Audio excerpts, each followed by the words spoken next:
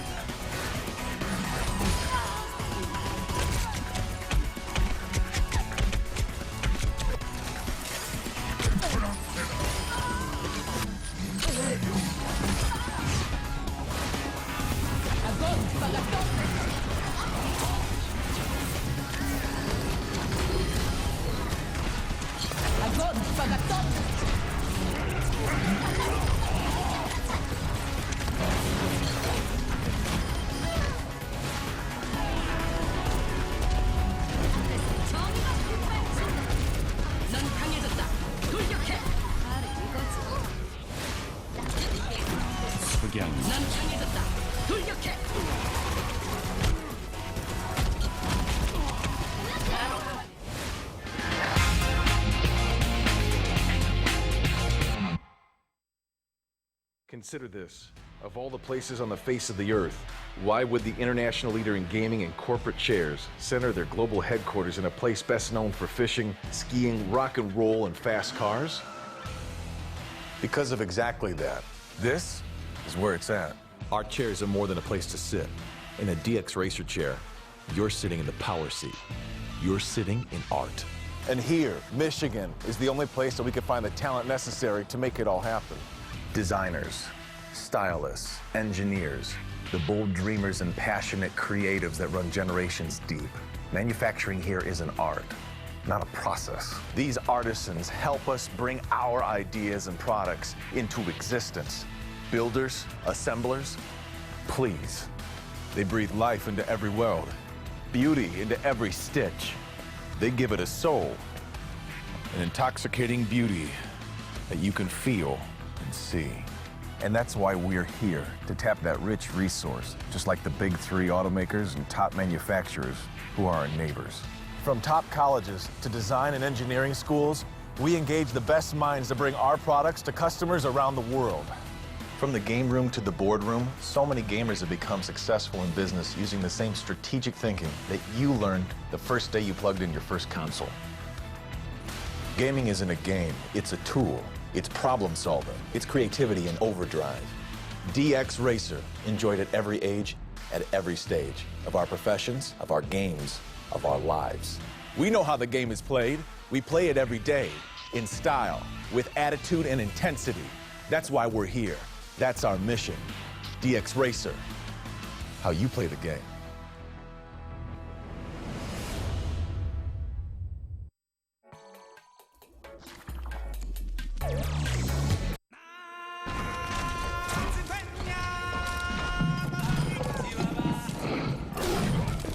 Oh, it hurt so bad. 아이고!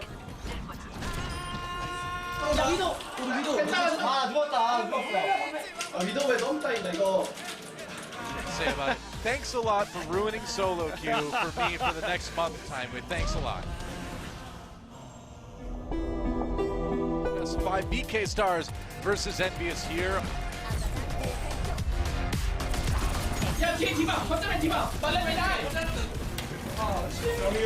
와 보니! 나이스! 야 할만한데? And Envious kind of scattered right now. They're going to send in Time with the.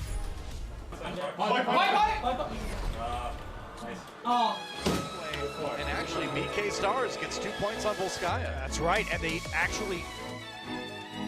But it's like still, I don't understand what to do.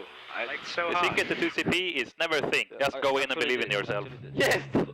If you kill before you're lucky, you win. Yeah, Yeah. it's easy. PL YOLO. Sometimes you win. Sometimes you lose. Yes! I'm gonna try Widow. 쟤네 위도 났다 위도!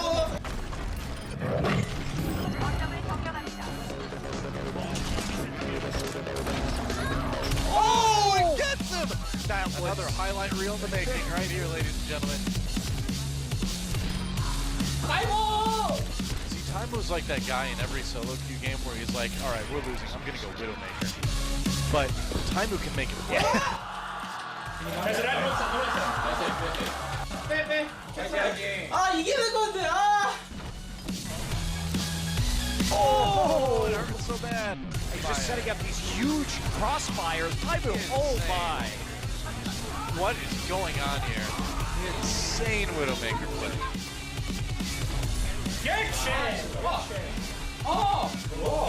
YOLO! YOLO!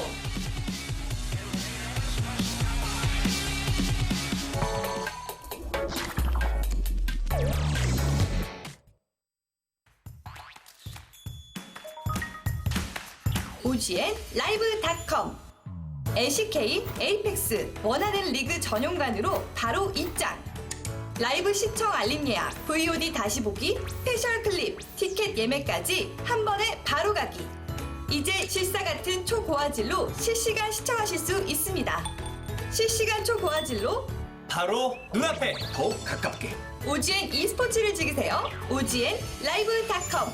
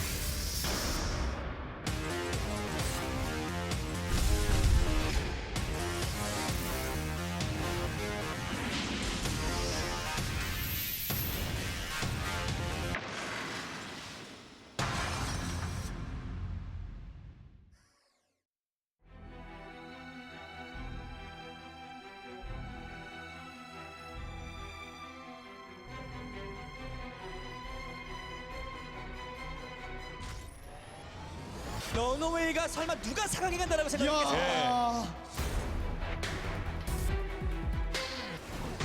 굉장히 자유분방하고 개인 피지컬 하나하나가 정말 뛰어난 선수들이 모여있기 때문에 이번 시즌 진짜 사고 칠 수도 있겠네요. 이번 에이펙스 시즌에서 가장 좀 급부상할 수 있는 다크호스 중에 한 팀이 아닌가.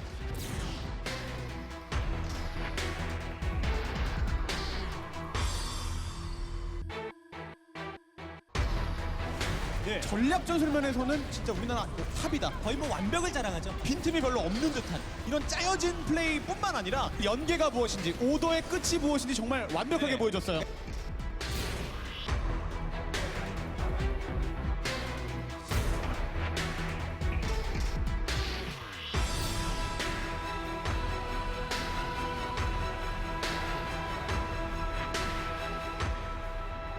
네, 이제 런어웨이와 LW블루가 바로 경기를 펼치게 되는 거고 예측이 좀 어려워요. 이거 정말 볼만한 네. 관전 포인트 많은 경기입니다.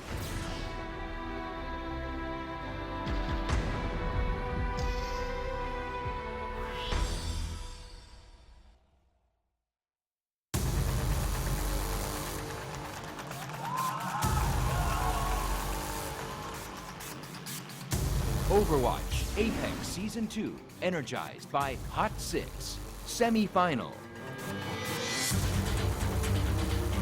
Today's matchup, Runaway, LW Blue.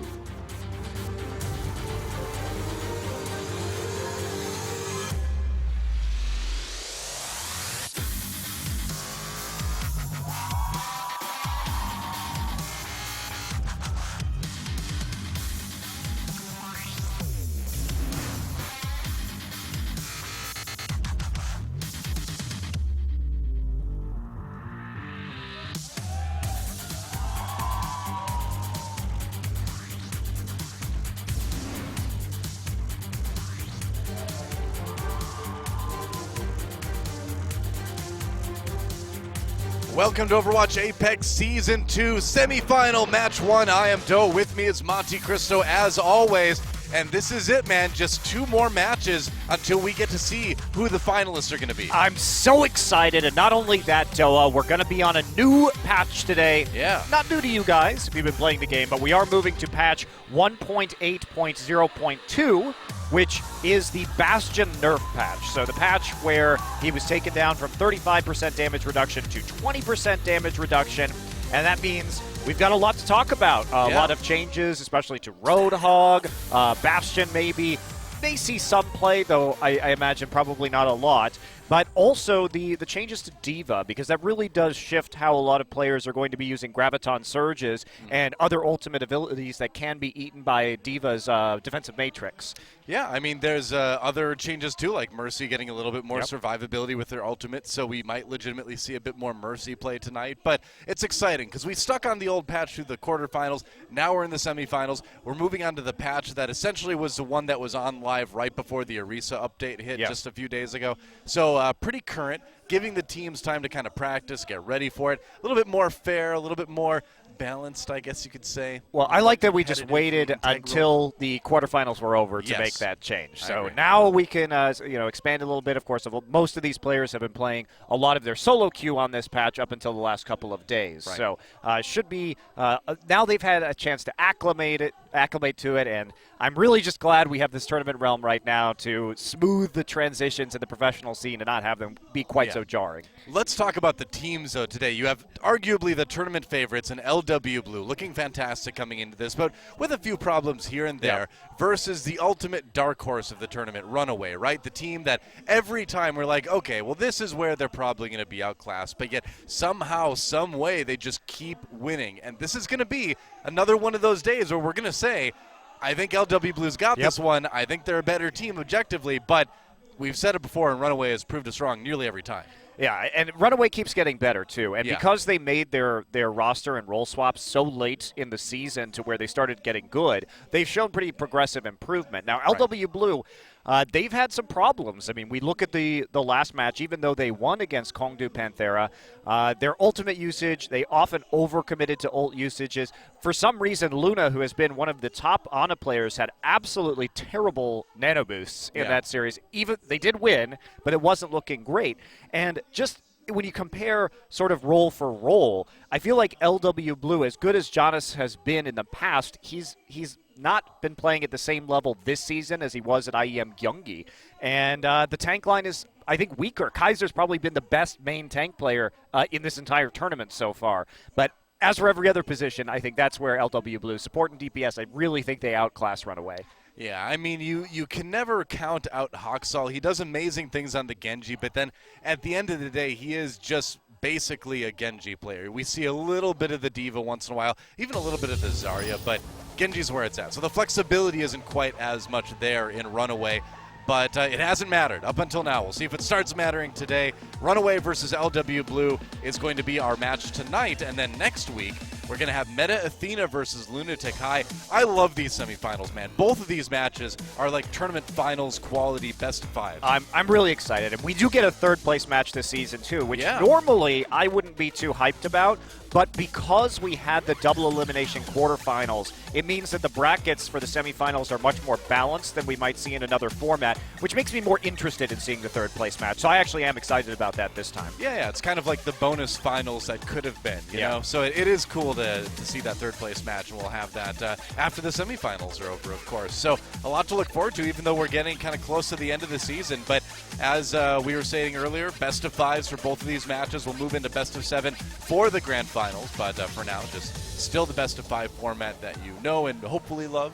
Yeah, I love it. Yeah, I really enjoy it, and we don't know, by the way, which patch we will be getting for the third-place match and finals. If they will, after maybe fixing some of the bugs, try and move it onto the most recent patch, of course, probably with Orisa still disabled.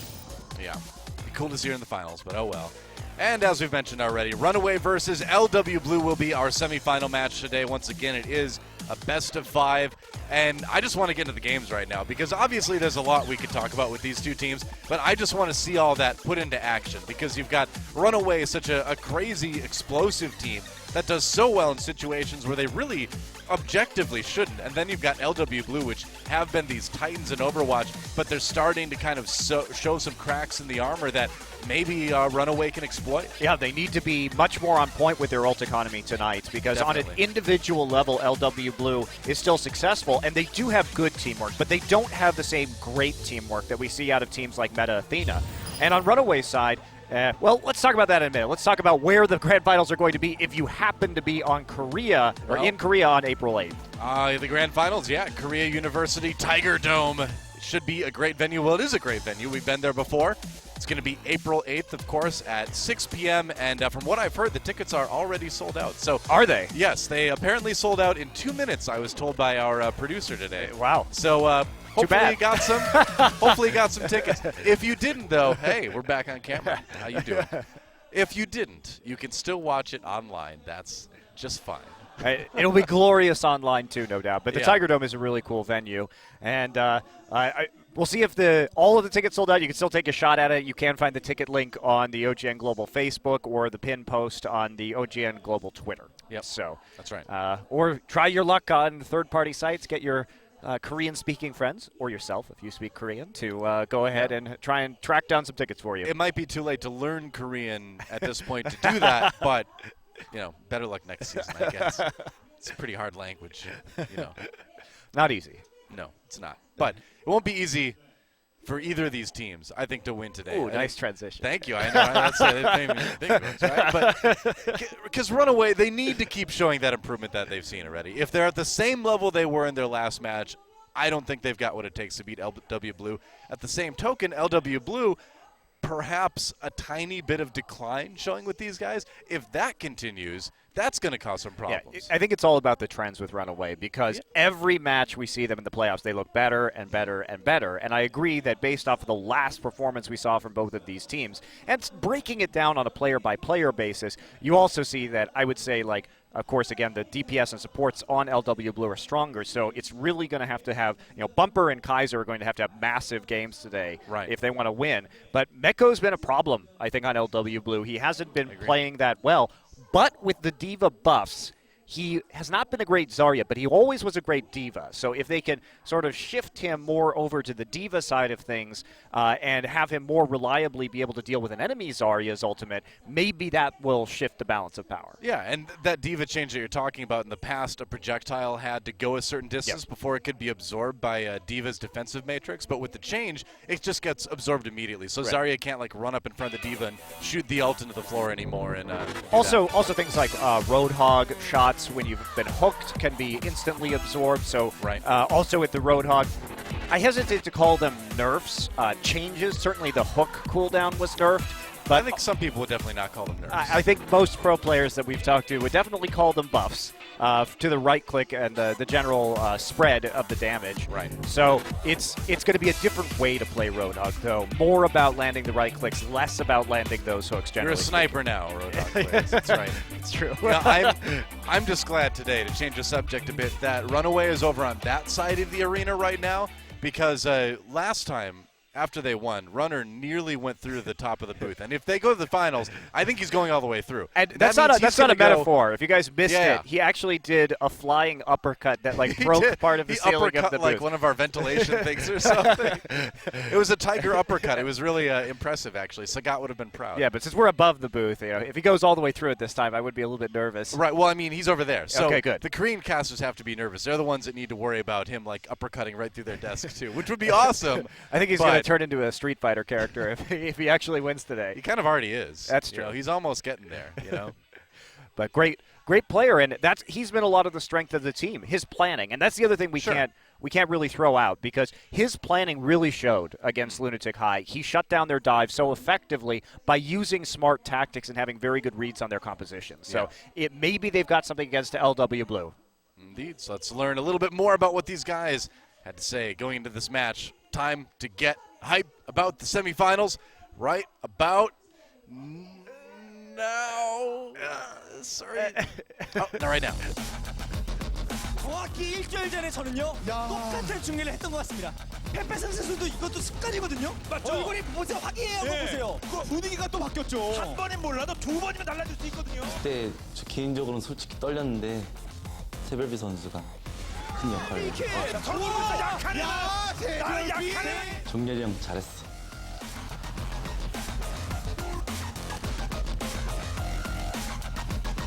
러너웨이가 설마 누가 4강에 간다라고 생각했겠어요? 8대2를 뒤집은 거 아니에요, 미국 팬들이? 너무 좋았죠. 사람들이 저희 팀을 본 실력보다 많이 낮추게 보는 경향이 있었는데 이번 기회로 증명할 수 있어서 좋아요. 러너 형이 저희 팀의 메인 오더를 맡고 있고 제일 잘 통하는 오더라고 생각해서 러너 형을 껴요. 팀 분위기 자체가 달라져요. 현실 루시우가 온 것처럼 신나요, 부스 안이. 저희 팀 맨 처음에 목표가 우승이었어요. 근데 많이 미끄러졌죠.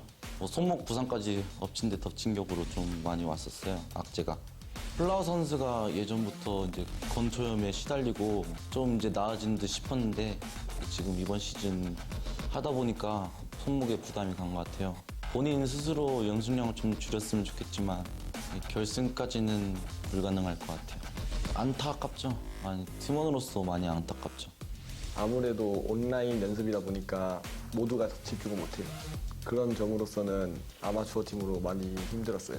저희 팀은 연습도 많이 하고 예상외로 잘하는 팀인데 너무 사람들이 몰라주니까 그게 너무 서러웠었어요. 많이 좀 풀어진 것 같아요, 저희가. 절대 이제 자만은 금지고 앞으로 이제 앞길만 찾으면 될 것 같아요. 3대0 가야죠, 무조건. 3대0으로 이기고 싶어요. 저희는 하루하루 실력이 달라지는 팀이니까 충분히 우승할 수 있다고 생각해요. 우리는 결승 가야 하니까 무조건 이길 거예요.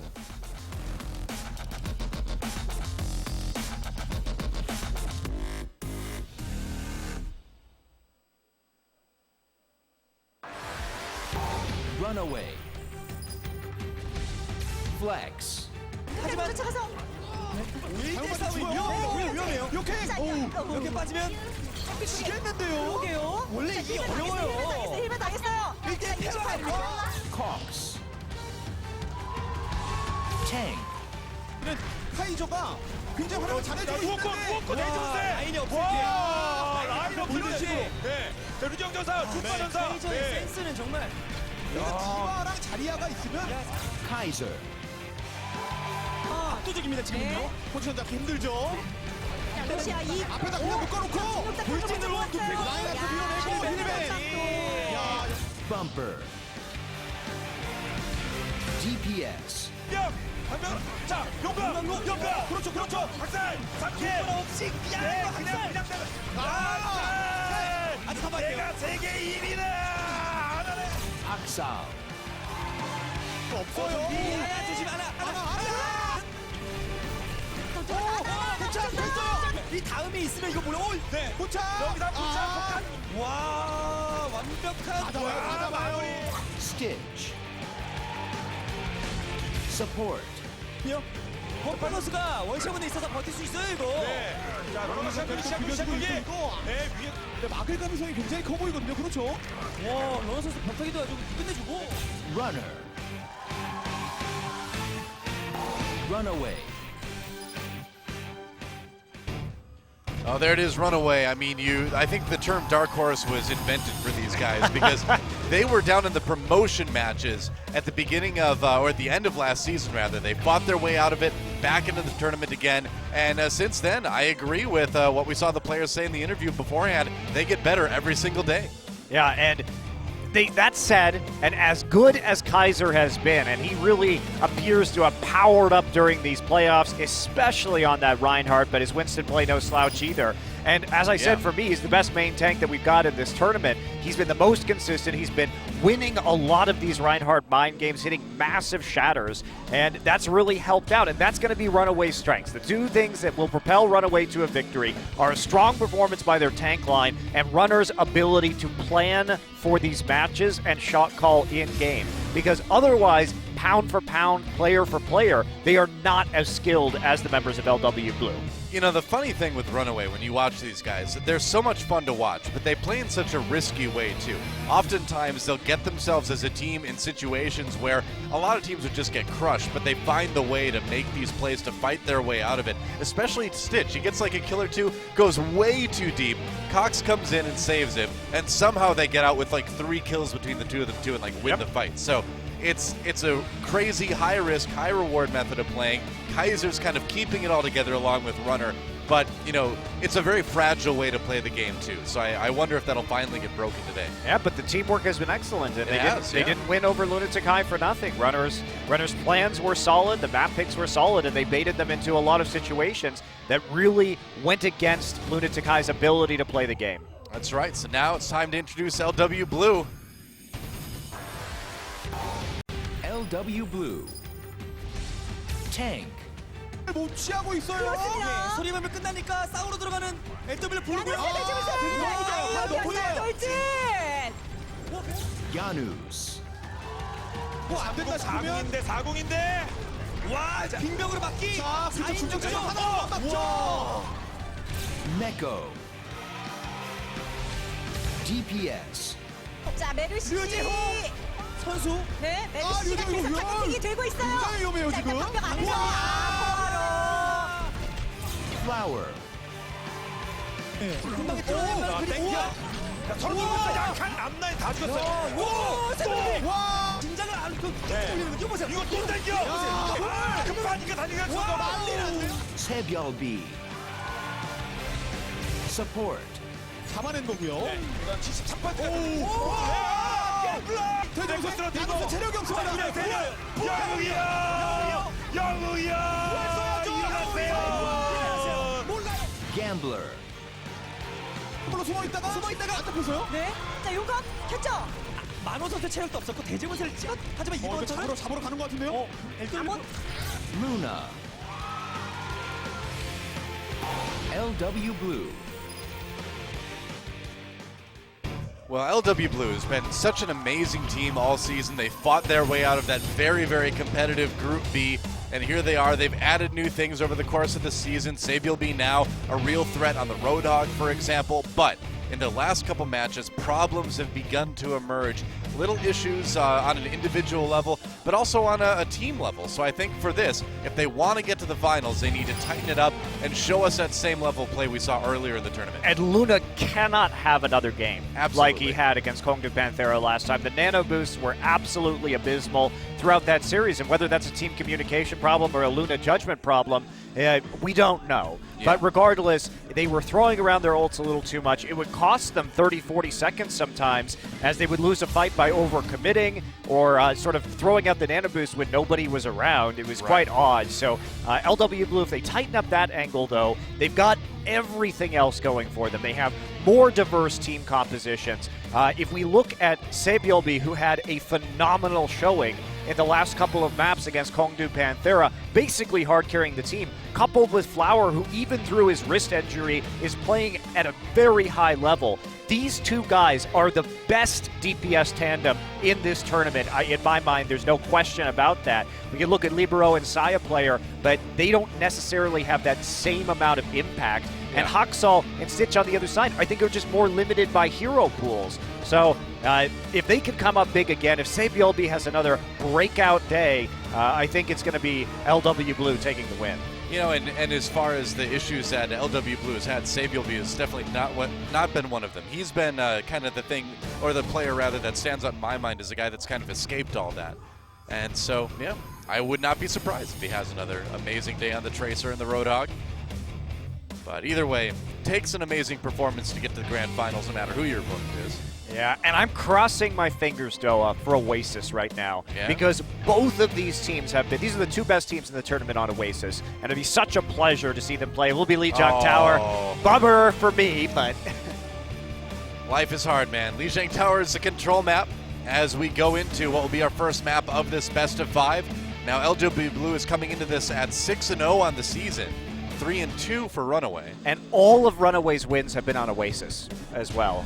They also have a loss on Oasis, so 4 out of their 5 games have been on that map. We haven't really seen much from Runaway outside of the Oasis, but LW Blue, this is their map type. This is where they want to notch their first point, because losing this, I think, would make it very difficult for them to win this best of 5, considering that it would be dropping their strongest map type.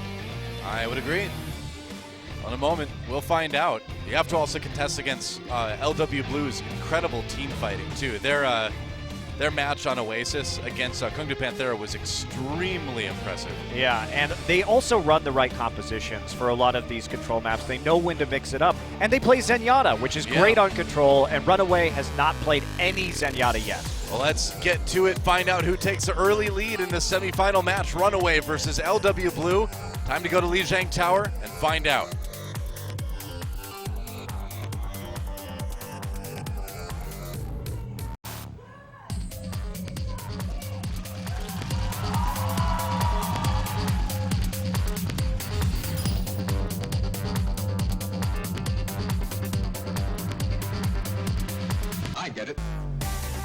Welcome to Lijiang Tower, the garden specifically. Although I think they should rename it to like the Pagoda or something, you know? Or yeah, we can't have too many gardens maps, right? That's the thing. Well, gardens are so common, you know? I mean, everywhere you go in the world, there's gardens. I think Pagoda is definitely a better name. Yeah. It's also more Pagoda than garden here. Maybe we should just call it Farah Happy Death Bridge. Well, speaking of Farah Happy Death Bridge, Flower maybe making a return on that particular hero. Remember, Mercy has been buffed on this patch for the invulnerability during the res. Yeah, and that actually does make a big difference. I mean, you see Mercy's fly in at the last minute, get that big res, but then they die in the process, right? Well, that doesn't really happen anymore because you get that same invincibility that your teammates get as they're coming back to life. So it could be big. We're going for the concussive blast early on, maybe. Yep, there it is. Did he get anybody? Nope. Don't think so. Yeah, Runaway going to be running a full dive composition here, but nobody really to help take out that Farah. And the harassment on Cox has already begun because he's the one who has to shoot this Farah out of the sky. Well, he got to the health pack just in time, too, but Runaway running away early on with this map, getting the kills they need, and That's going to be an early point take for them. Yeah, Meko just going ahead and killing himself so that he can resuit with the rest of his team. Didn't get to see actually much of that fight. No. I'm not sure exactly how Stitch managed to pick up the kill onto Flower, but it will be another attempt right here. Probably left click. I'm guessing that's the way that Tracer did it there.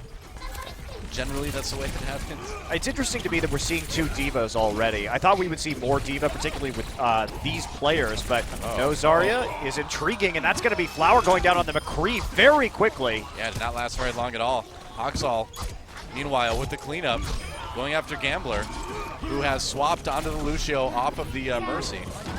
Yeah, well, with the change over to the McCree, makes a lot of sense. They want to play that against the dive composition, but LW Blue, kind of a mess right now. Flower again with the swap, which is going to limit their abilities to really build up a lot of these ultimates. And Runaway starting to really run away with this one. They're going to have a Nano Blade up very soon. I mean, they're just really out-fighting LW Blue right now, which is not something we're used to seeing.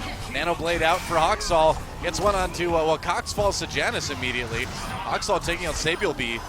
And getting more, man. I mean, what can you say? It's Hoxall, right? Yep, just cleaving through the team. Nothing that they can really do. The only benefit is that they got them to commit a couple of those ultimates, but LW Blue is going to have to basically come back from 0% to 99 to win this right now with all of the swaps that have taken place. I mean, Flower on his 3rd hero of the round already, so things are really off the rails for LW Blue at this point. They need to get something going, and they need to get it going now. Yeah, I think they didn't expect the Diva to come in, which is why they started with the Pharah. And once they saw the Diva was going to be blocking a lot of those rockets, didn't seem like such an attractive option anymore. Could be. Self-destruct not getting a whole lot. Meanwhile, Sabiel B just trying to push Runaway back into the corridor there. They're going to pop the sound barrier to try to stay up. Wow, Meko actually gets Runner. How did that happen? Meanwhile, Hoxall using that sound barrier to good use. Diving deep, getting the damage done, but it's actually Flower on the other side who's been able to pick up some kills with that Dragon Blade, and that might be enough for LW Blue to reclaim the point at 99%.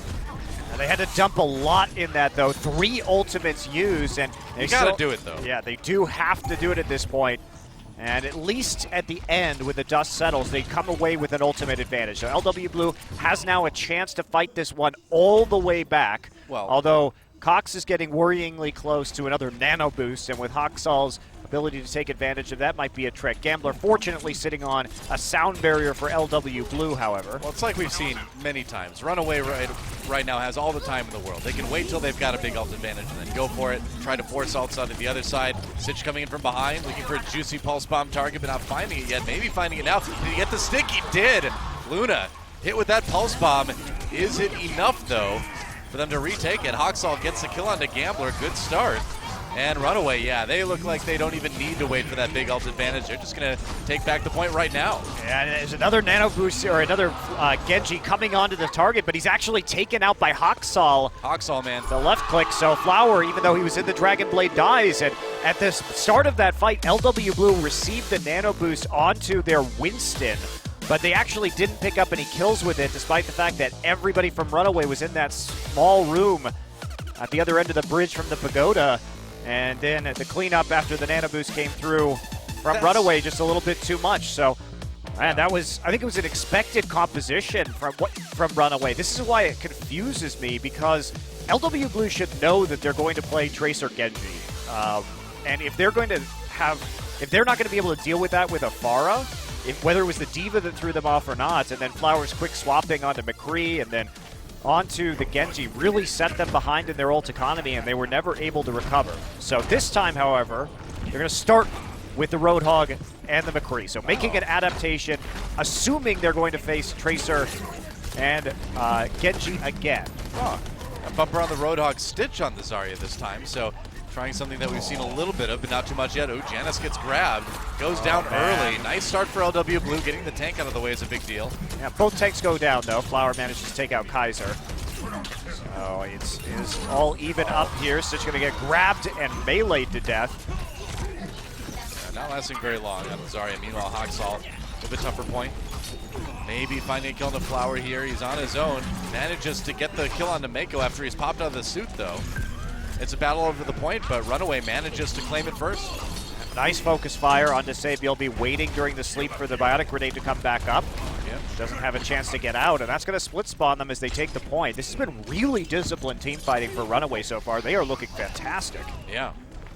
I mean, when they say we get better every day, it's like, yeah, they sure. look really Everyone good. says that, but they definitely look like they are X amount of days better at this point. Flower walking in with a Deadeye. Oh, gets cut down by Hawksall before he gets a chance to use it. That was so close. That was nanoseconds, man, but that's what you have a nano boost for, I guess. Wow, that was very calculated by Hawksall. Great target selection there, a hair before he was going to get taken out. And Runaway continues to be disciplined with their ultimates. Yeah, they used 2 ults right there, but guess what? They've got 1 still up and 3 more coming, and LW Blue still fighting back from the brink. We're seeing an amount of care and thoughtfulness put into pushes and ult usage from Runaway that we haven't really seen in the past. They're not as crazy aggro as we're used to, but it's paying dividends for them. They're looking very stable and very good. Yeah, they lose Bumper right now, so it's going to be a little bit of a tricky time holding this. And also, Runner wasted his sound barrier. Yeah. That was a very poor sound barrier usage, which, Runner's individual play has been a weakness of this team. See if it comes back to bite them. Nano boost here, great shatter. Yeah, that's going to catch a lot. Now goes in through the Graviton Surge. LW Blue taking the point, getting some control percent building for themselves. But it's still fighting back from the brink, Doa. They haven't been able to take the early caps, so constantly finding themselves at a disadvantage. I like what Runaway did there, too. They did what a good team would, right? Where they didn't use any more ults than they had already used. Yeah, Runner's sound barrier wasn't great, but they just held on to everything, and they should be able to come back with a pretty big ult push soon. Yeah, but also LW Blue didn't invest that much into the push, so they used 2 ults only. Oh boy, Kaiser with the Earth Shatter. There's a Deadeye again. Hawksall, yeah, you don't want to run into that one with the sound barrier. And he kills from that? Doesn't look like it. Didn't work out anyway. Kaiser is just murdering everybody in the back line. That was definitely the Eye of the Kaiser. He came around the point after the Deadeye had already timed out and picks up several kills on a flank. And this is why Kaiser has been so impactful for Runaway. So even though they lost the point, immediate recapture from Runaway without a whole host of ultimates. And looks like they're going to be able to close out Lijiang Tower here pretty easily, Doa. They've got yet another Dragon Blade to work with. Near 90% already for Runaway. Hawksall trying to just prevent those reinforcements from getting to the point early. They're going to give the nano boost over to Janice. LW Blue, last-ditch effort here to flip this one around. Drops another Earth Shatter, takes down Cox. But is it going to be enough? Gets a pin onto Bumper. Bumper is going to go down as well. So LW Blue with a golden opportunity here in overtime to retake the point. Oh, Eye of the Kaiser again. Drops the Earth Shatter, and Hawksall jumps in with the Dragon Blade. Kaiser is such a huge impact player these days. Insane. His efforts certainly not going to waste as they're clearing out this point, and LW Blue desperate to recap. I'll say Byobi, a little bit of pushback with the whole hog there, but he's on his own, only half health. Nice Zarya bubble, tries to take a breather, but that's it. OT takes away, and Runaway with the 2-0. Careful, Runner. That booth needs to survive to the end of the match. Wow, that was really impressive by Runaway. Certainly a few errors here and there, but overall, their command of their ult economy is amazing, and Kaiser was absolutely playing out of his mind. The number of kills he was able to get on the Reinhardt, super impressive, and just hitting the big shatters. And at a professional level, Earth Shatter is a very difficult ability to use because the people know it's coming, and it's all about the enemy Reinhardt's ability to block it. It's much easier to block than it is to use properly. Its effectiveness is based so much on mind games at this level that and you really need positioning. to be good at faking people out. Yeah, positioning as well. Either way, Kaiser, the best we've got in Korea, it seems like right now. I'm just amazed at how much better he gets game to game. Well, at the end of December, though, we probably would have said, hey, Jonas is the best Reinhardt in Korea. After the IEM Gyeonggi win, he had a very high peak. But Kaiser, his run over the course of this tournament, sure, he was good, but not spectacular in the group stage, but he has been on fire in the playoffs. I don't know if Runaway let LW Blue hold that basketball from Space Jam or something, like it sucked out some of their ability and gave it to Runaway, but right now that's what it's seeming like, man. Runaway just coming into this one on fire. 2-0 on Lijiang Tower. And wow. Hey, it's Mike and Amy Morheim all the way from California. Good to see them. Fighting. I like it. Don't forget. Oh, yeah, that's good. I was going to forget that. Thank you for reminding me. I also heart StarCraft. That's right. Absolutely, since 1998. I played it in high school, actually, and my parents' non-internet connected computer. Didn't matter. We had single player. It was okay back then. Multiplayer's fun too. Wow, great stuff. I am so impressed with Runaway right now. And that was the key map that LW Blue, they needed to start this off right. And what is going on? LW Blue is picking King's Row? Are you serious? Hey, you have to face your own inner demon sometimes, Monte Cristo, and it doesn't get much more inner demon-esque for LW Blue than this map right here. To be fair to LW Blue, they did win King's Row against Kongdu Panthera, but it was kind of ugly. And for the most part, LW Blue's King's Row play has been pretty subpar. Yeah. The thing is, you can't pick Eichenwalds against the likes of Runaway because that's their best map, and I would have thought LW Blue would have moved more towards Numbani. It's a more balanced map results-wise for these two teams, but I don't know. You know, maybe they practiced it like crazy. They're confident in what they've been able to sort of learn from their mistakes, grow on this map, but it has not done well for them in the past. No, I just hope they have a special strat that they prepared today that can justify this particular pickup because it's definitely not my favorite. And unfortunately for them, Numbani isn't in our map pool today, which is their best hybrid map. Sure enough, well, let's do it. Time to go to King's Row and see if LW Blue can tie this up, or if Runaway will put themselves one map off of the finals. It's game time.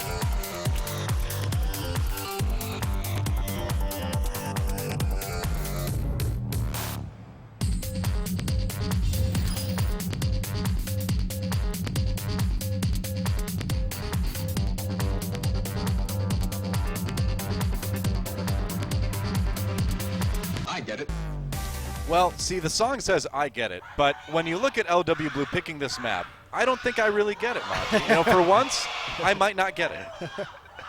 Wow, crowd is just nuts in here today. Yeah, I don't get it either, Doa, but this means that, you know, when we look at today, it was even more important that LW Blue win control because their choices were, you know, they've got Eichenwald, which you do not want to play Runaway on. That's like the worst map to play Runaway on in hybrid. And you have Hollywood, which we haven't seen a lot from really any teams this season. Hollywood's actually been very unpopular to select.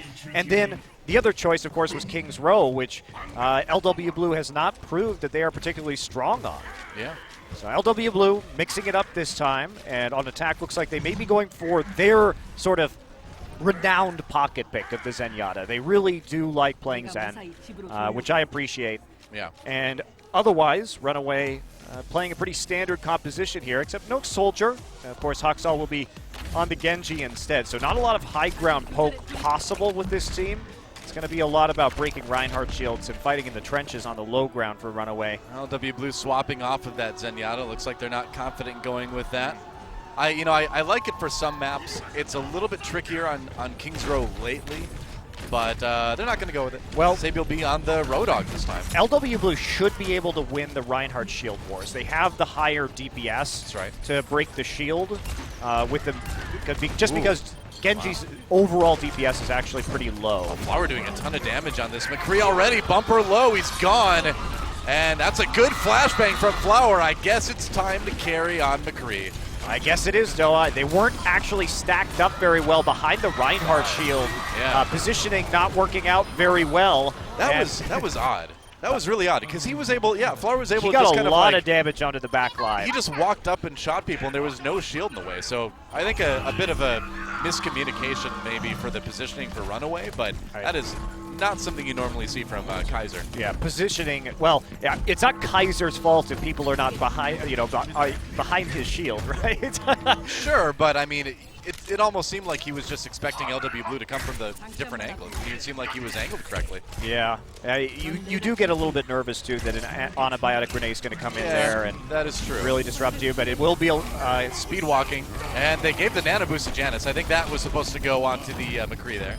It's another weird nano boost. Yeah, that's a big waste right there. I think that was supposed to be the good old electric cowboy, and then Reinhardt's big body got in the way. Yeah, I think you're probably right, Doa, but still another strange nano boost mistake made by LW Blue, which in isolation wouldn't be that bad, but when you compound it with all of the nano boosts that have gone awry in their last couple of matches, then it becomes some more damning evidence for sure. Sabi will be on the side now, looking for that whole hog. And Kaiser going to come on in. Yeah, good Earth Shatter to start things off with the sound barrier, though, preventing them from getting those kills. Cox does take down Janice, though. Kaiser, whoa, he goes all the way through the fight. That's how you get to the back lines if you're Reinhardt. I don't think he wanted to go that far. It worked out. It was just a distraction, man. His teammates get the kills. Wow, he's actually living through this. I mean, was all Runner part is of the here plan. with him, and the rest of his team manages to catch up, so great support Yeah. for the Reinhardt. And they even get a D-suit and then a late kill on Demeko, so they follow up. And Runaway's been playing great as a team, not letting Kaiser, even though it looked like he had gone way too deep there, just coming and following in after his charge and making sure he stays alive. I mean, but that's just the thing we were talking about earlier that Runaway does, is they get into these fights where you're like, all right, well, that's a problem, and then somehow they just brawl their way out of it, and Well, they do that better than any team I think we have in the league. It really helps that those two ultimates didn't get anything from LW Blue, right? If you were able to match that with a nano boost, you have a very different conversation. But Hoxall actually going to die to a self-destruct. Yeah, manages to get himself caught there. Counter Earthshatter comes in, preventing a bit of damage to be paired with that Graviton Surge. LW Blue still pushing the payload, trying to at least nice hook onto Runner. And Sabielby starting to put on that Roadhog performance, but it's a different hog this time around. Self-destruct just blocked off there by the shield, so Bumper's Diva not going to be terribly successful at the start of this. And just trying to delay, you know. What can Hoxall do here? No Nano Blade. He's going to try and hack away at the tanks, but that doesn't do a whole lot if it's only the Dragon Blade all by itself. Oh, Bumper kills Luna, which is pretty surprising, and Janice, actually. So somehow this Diva gets 2 kills on his own.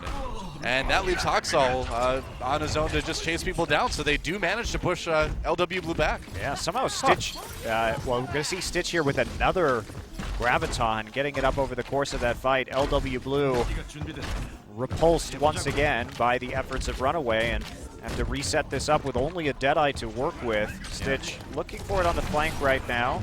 Has to be very careful around that defense matrix. Yep, okay, go for it now. Oh, I think that, yeah, did get off in time, but they had to pair that with the Earthshatter to try to get more. Kaiser, though, going down along with Hoxall, so the follow-up not there. LW Blue wins that round, and they may be able to claim point B if the rest of the fight goes well. Nano Boost coming through onto Stitch right now, but he actually, yep, just gets knocked down immediately. That's another ultimate there in terms of the sound barrier by Gambler that may have been a little bit overkill, but Runner gets caught out, and that'll be all the way through point B for LW Blue. A respectable 3.5 minutes left on the clock here in the Foundry phase. Yeah. Not bad. About as much time as you could really hope for to try to take point C here on Kings Row. Stitch on the McCree, that's an interesting swap, considering that there aren't any divers on the enemy team. It was his 3rd most played hero in their last match. Yeah. But it's still not as much as the other heroes he had played when you look at the Tracer and the Soldier. Meanwhile, Sabi will be walking in with the Nano Hog, avoiding the self-destruct. That payload's going to move, though. Just a good zoning ultimate from LW Blue to push Runaway back and get a little bit more distance on the cart. Yeah, the problem here for Runaway is I feel like they're committing to too many zoning ultimates, self-destruct, and the Deadeye in particular. Speaking of Deadeye, Flower pops his. Break the shield. Well, if they can get past the defensive matrix anyway, can't quite get around the corner in time. Soundbearer Runaway gonna get aggressive, which is a sentence that doesn't make a lot of sense if you think about it, but it's esports. We have these kinds of sentences. Both of those teams actually did a very good job of disengaging off of the power plays that they had with the ultimates. First off, Runaway getting around the corner, having enough charge on the defensive matrix to make it all the way around, and then LW Blue backing off immediately when they heard the sound barrier and the nano boost go down. Yeah. So they also didn't give really much charge at all onto Hoxall Zarya. Wow, Bumper really, or rather, Oh! Neko really saved the day, but then Kaiser gets a kill on the Flower, long range. A little bit of damage that lets him finish him off with the Fire Strike.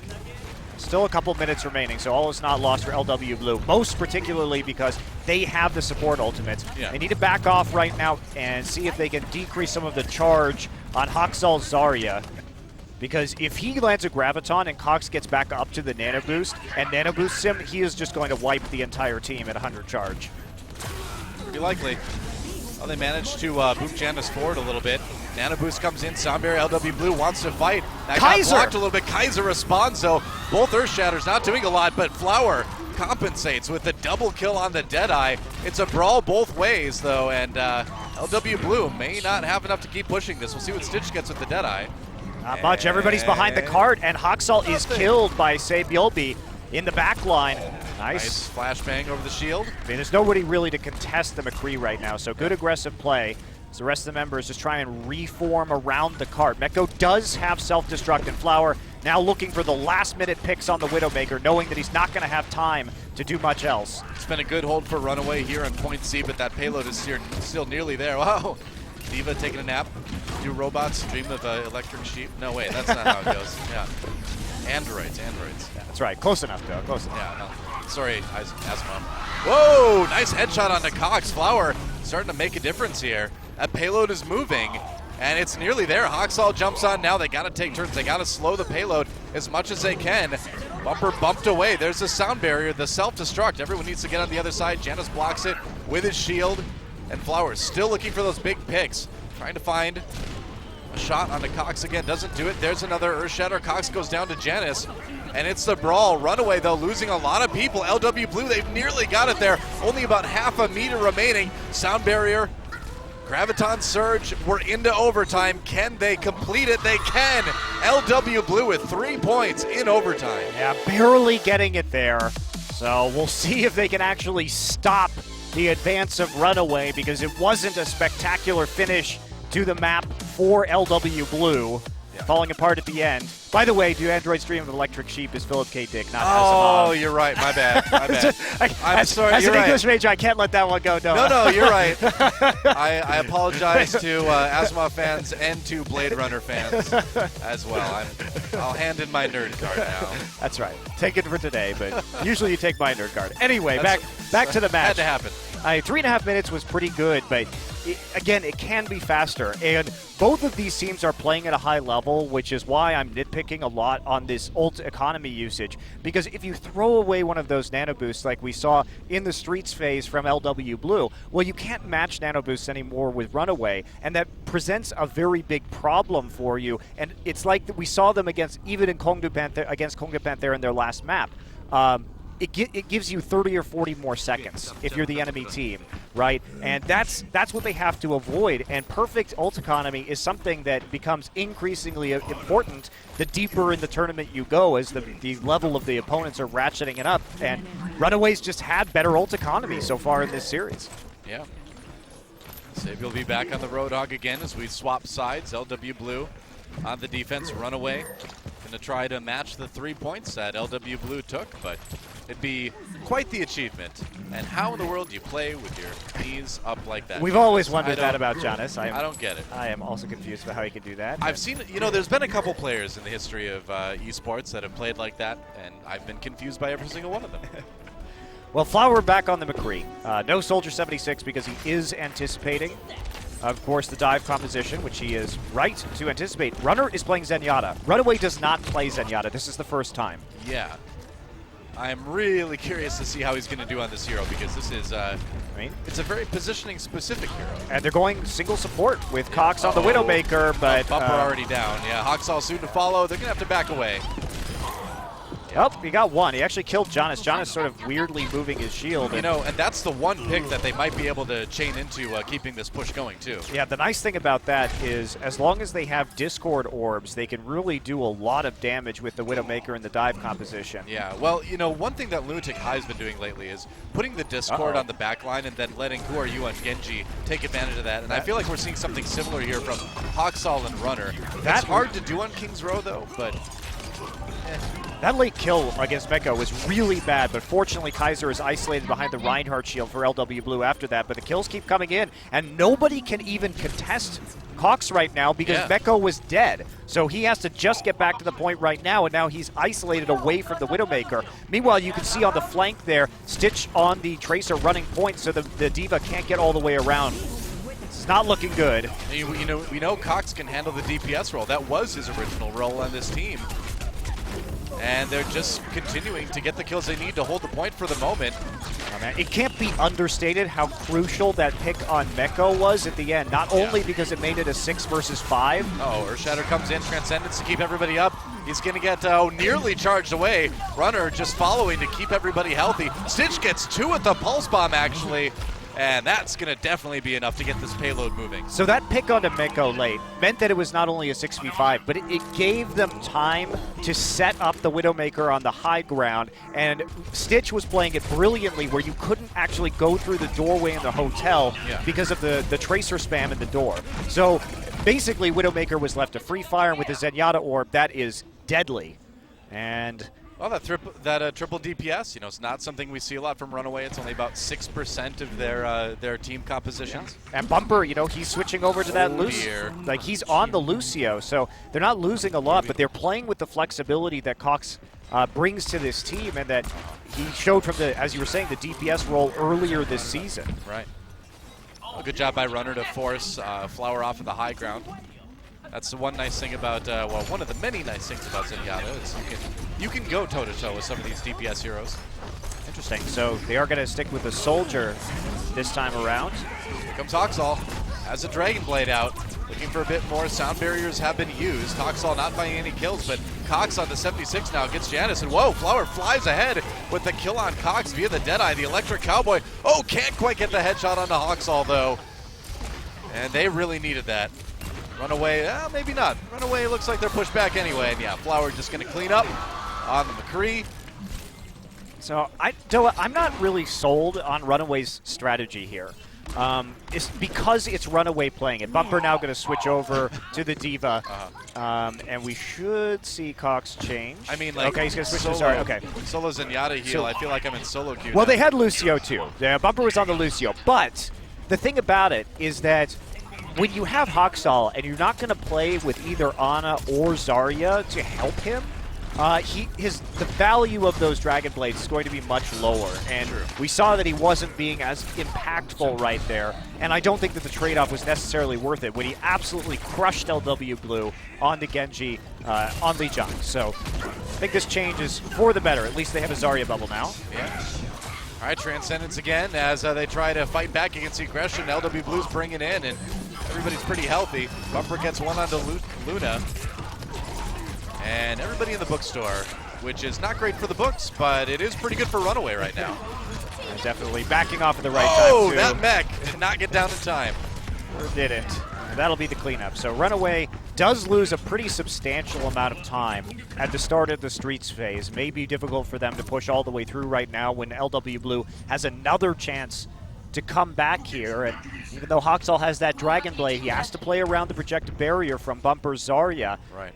And that is, I think, going to be a tall order against maybe another Electric Cowboy here. They're looking for a quick pick with the Pulse Bomb because they are worried about this. Well, Flower walking up with the Deadeye, just zoning again. Gonna need to worry about Stitch coming in from behind possibly.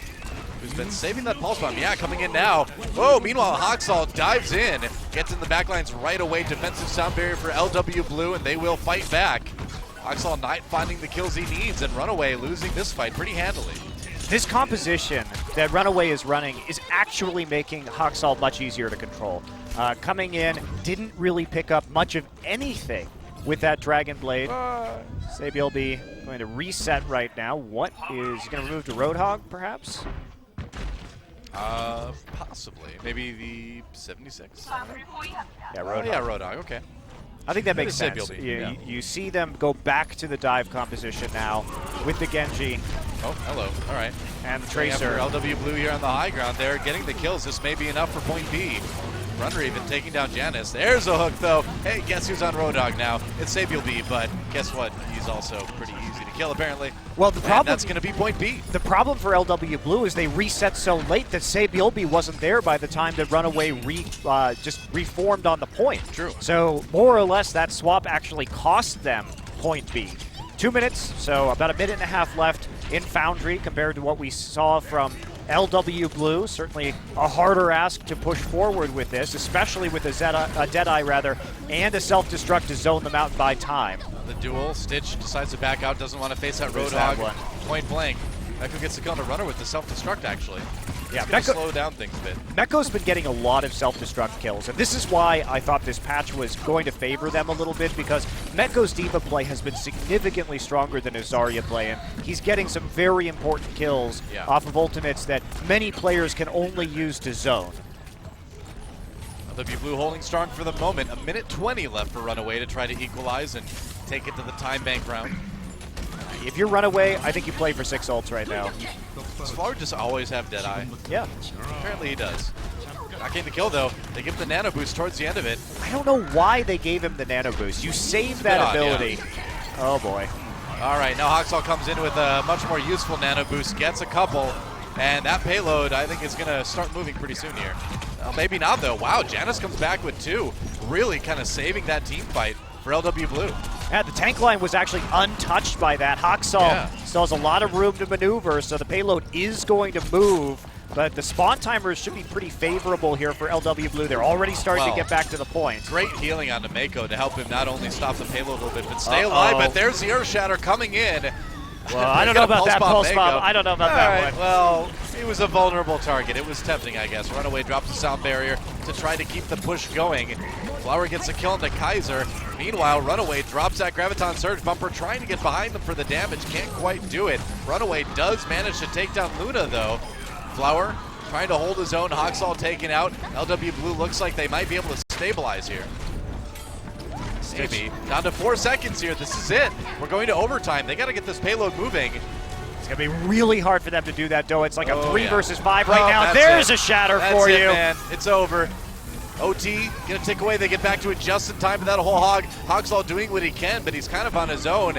Bumper coming in now to try to keep the push happening, but I think it's gonna be about it. Yeah, Cox, you are not gonna get in there. That is it. So LW Blue comes back. They win Kings Row. I'm so surprised about LW Blue winning Kings Row these last 2 times after how much they had struggled on it earlier this season, turning that record around in a big way and at the absolute right time. So I thought that their loss on Control may make it super hard for them to win, but just like against Kongdu Panthera, they pull Kings Row out by the skin of their teeth, and that's going to be a 1-1 series. You know, it was interesting, too, because Runaway definitely seemed to be the amateur team in that match, right? They just couldn't seem to get things coordinated as well as we saw on some other maps. And, you know, despite the awkward nano boost again from Luna, LW Blue had enough. I think their positioning was really the big problem there. From the first push onwards, where we saw them sort of fail to coalesce behind Kaiser's shield. Right. And then moving forward to how many times they died to self-destruct. Those were very important kills that Meko was picking up. Cox is about to throw that, or get thrown through the roof of the booth, I think. That's what Runner does. He just grabs people, throws them through walls and stuff. He's got a fine career of WWE ahead of him, though. That's right. I remember back in 1998 where he threw Mankind 16 feet off Hell in the Cell right through the announcer's table. That's Runner for you. Pretty amazing. Well, guys, quick break, and when we come back, we'll see who breaks the tie, puts themselves 1 map away from the grand finals here on Apex Season 2. Will it be LW Blue? Will it be Runaway? Who knows at this point? I'm excited. This has turned into a very good series. High-level stuff, small mistakes being the differences between these 2 squads. LW Blue fans there supporting their team. And don't go anywhere, guys. We'll be back with map number 3 on the Apex Season 2 semifinals right after this.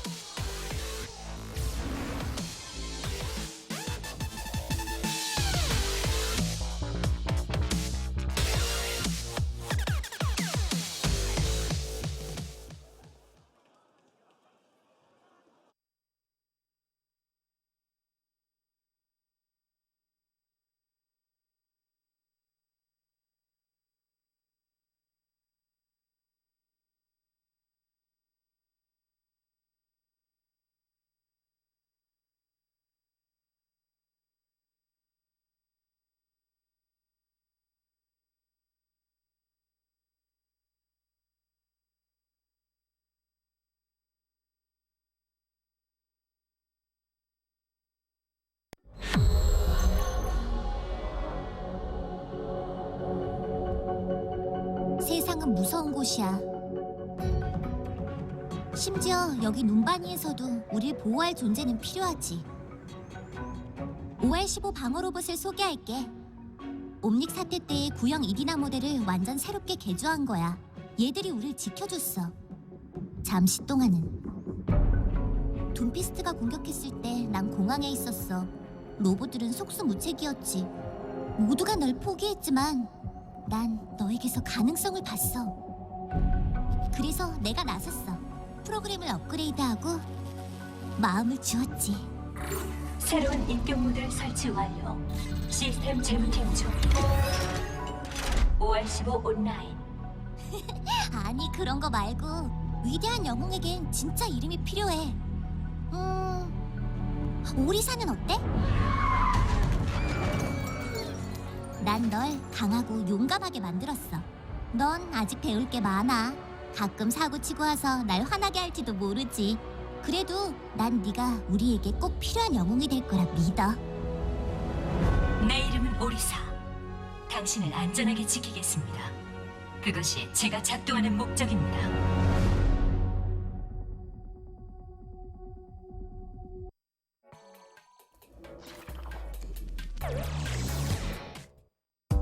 현김의 왕까지.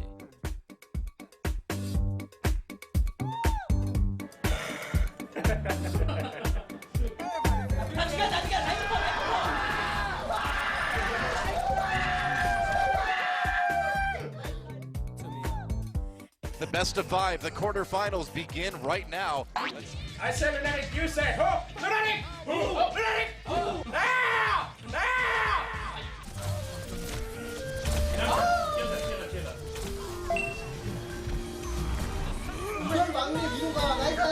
They're splitting us on us. Don't split, don't split.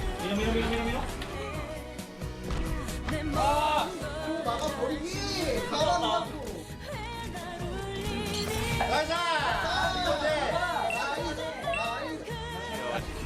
Tekai gonna claim the ball. These guys are extremely good at what they do. I'll bring him, guys. I'm not playing good team. It's fine. Don't think about it. This is fine. You're thinking way too much about your own play. Oh. 또 하려고. 근데 배고프지 않냐? 저도 선생님한테 지금 거. 이게요. 빨리 이기고 한 고기 먹자 오늘 살짝. 안 하게 해주고 간다. 다리하고 한번 쳐야 돼. 가자 이번엔 쫓아.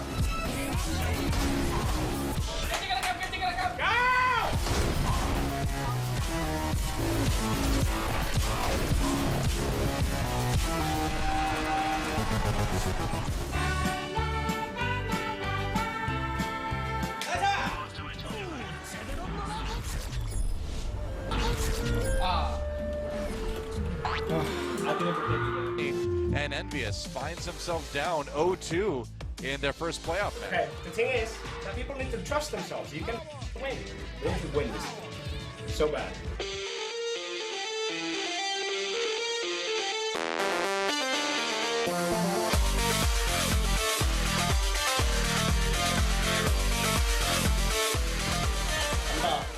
골을 비워.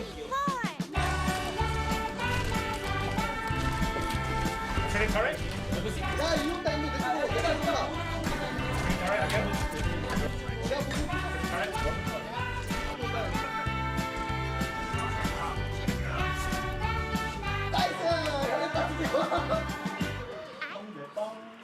나가자 인사하러 가자. That's it. Fine. 현김의 왕까지. I'm not even sad. I'm just No, me neither. We actually played good for one day. Heading in the right direction. Yep. We actually have like really good training now. Keep it up and meet them in the finals to see if we can direct them.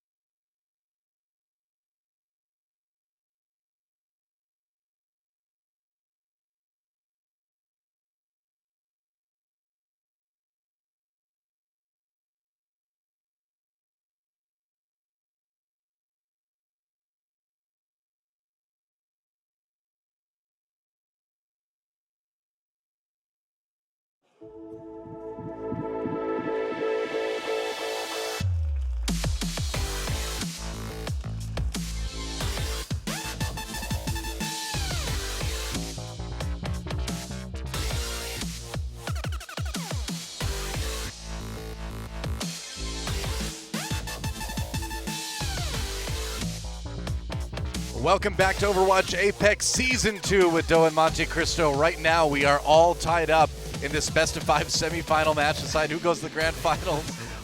And what is going on there? I don't know. Runner. Korean memes, Noah. I know. I love it. Memes. It's a beautiful thing. Well, hopefully there will be not too many tears shed at the end of this one. We can all go home happy that we've seen a well-fought match. You and I will go home happy anyway. Yeah, we win either way. We're going to the finals no matter what. Yeah, that's true, Noah. There was some weirdness at the end of that map, though. I really wonder, even though LW Blue won, the late Tracer swap caused them a lot of problems in the Foundry phase, and I think they're lucky to have gotten through with it after losing the fight because of the hero swap. Kind of a strange match, honestly. Was a bit odd. Now that brings us to an assault map that is going to be chosen by Runaway. They've got a choice between Temple of Anubis and Hanamura. Let's see what they go with. Neither of these teams have won on Hanamura this season. Well, time for somebody to get through that barrier, Doa. Well, if they pick it. Yeah, both these teams about 50% on assault. Runaway 3 and 2, LW 3 and 3. So certainly not the strongest map type for either. Not really, no. I mean, the best as far as Temple of Anubis goes, Runaway is at least 1-1. LW Blue is 1-2. So, yeah, not the greatest map type, not the greatest map results either when you look at the two that are available today. So we'll see what they go with. I would imagine probably, they are going with Hanamura. Okay. Well, we'll see. Interesting. Are there any particular strategies Runaway may have prepared for this match? We've seen a lot of interesting stuff on Hanamura lately, more than anything, the Sombra strat coming in with the hack over the wall. So there's a lot of fun stuff you can do. Bastion is perhaps an option. I mean, that's wishful thinking on my part totally, but I don't know. I think you could still run a lot of you can still play Hide the Bastion with the Mei in the opening choke point. Basically, if you use an attack Mei, you can set up the wall and set up the Bastion and drop the wall and surprise people maybe. But it's an older tactic, but I think still viable. We had a glimmer of a Bastion there at the end, though. A Flower switched to Bastion at the very last point. He's so good right now. During overtime. Someday people will drop that Soldier 76 and play the Bastion like they should. I love it. Who needs AoE healing anyway? I don't play Lucio either. Time to get into Hanamura and see who breaks the tie. Runaway versus LW Blue. Let's get in the game and see who takes it.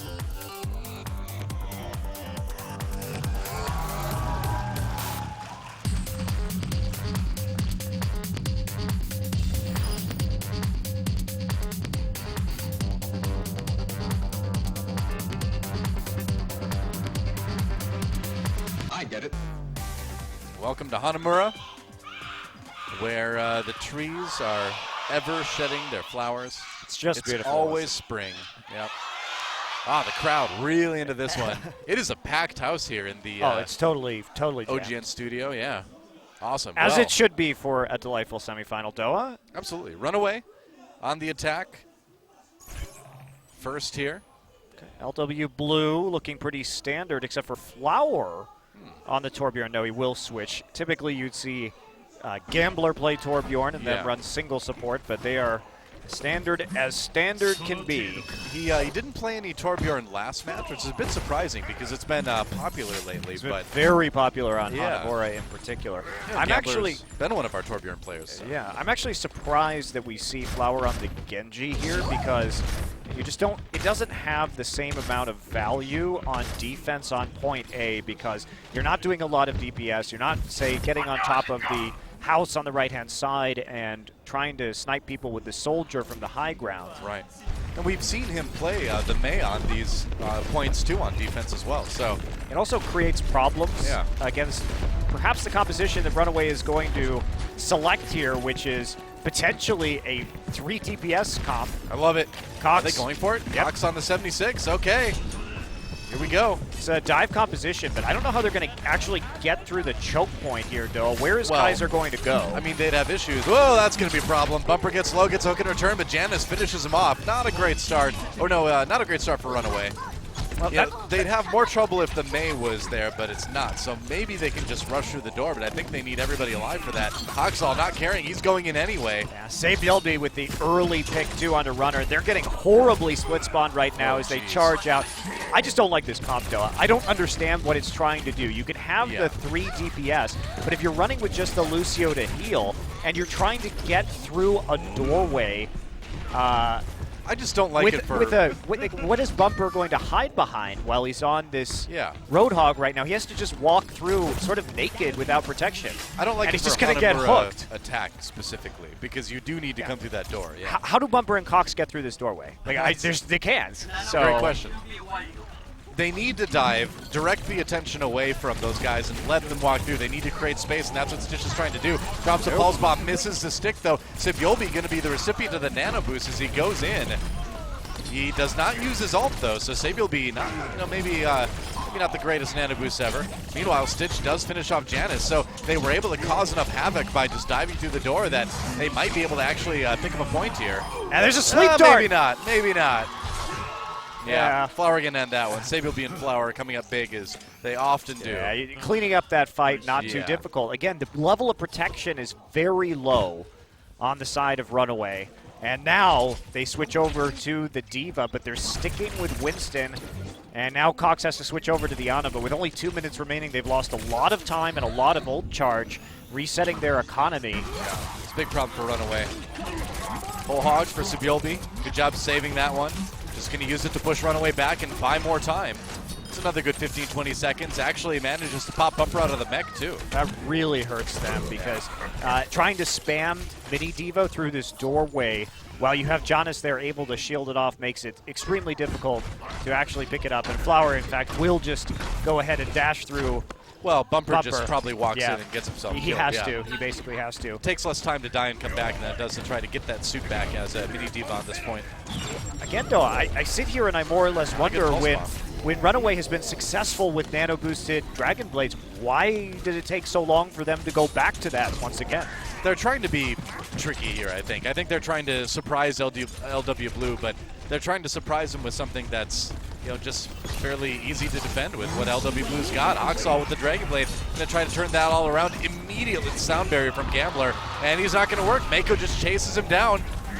And that's a huge problem. 1 minute left for Runaway. It's looking really unlikely that they're going to be able to take point A. I mean, the difference in this series between Gambler and Runner's sound barriers has been absolutely immense. I mean, Gambler, oh my, that's just sloppy, though. What do you say about that? It's just sloppy. It's just sloppy. You're not behind. That's what you say. You're not behind any kind of structure there, sitting, waiting to get hooked and split spawned at the end. Runaway, not looking great here on their map selection of Hanamura. Well, I think they picked he's kind of... Stitch is trying to be a hero here. He needs to take out Luna. He's going to need to be. Going in, misses the pulse bomb again, but he does get the kill. Does enough damage to finish him off. Janice comes in, does not land the Earth Shatter that they need. So suddenly LW Blue, well, they were in a bit of trouble until Sabielby popped that whole hog. And Hoxall not able to solo carry enough by himself. Although they have started to turn it around here. Maybe they do have enough. Yeah, Sabielby not going to survive.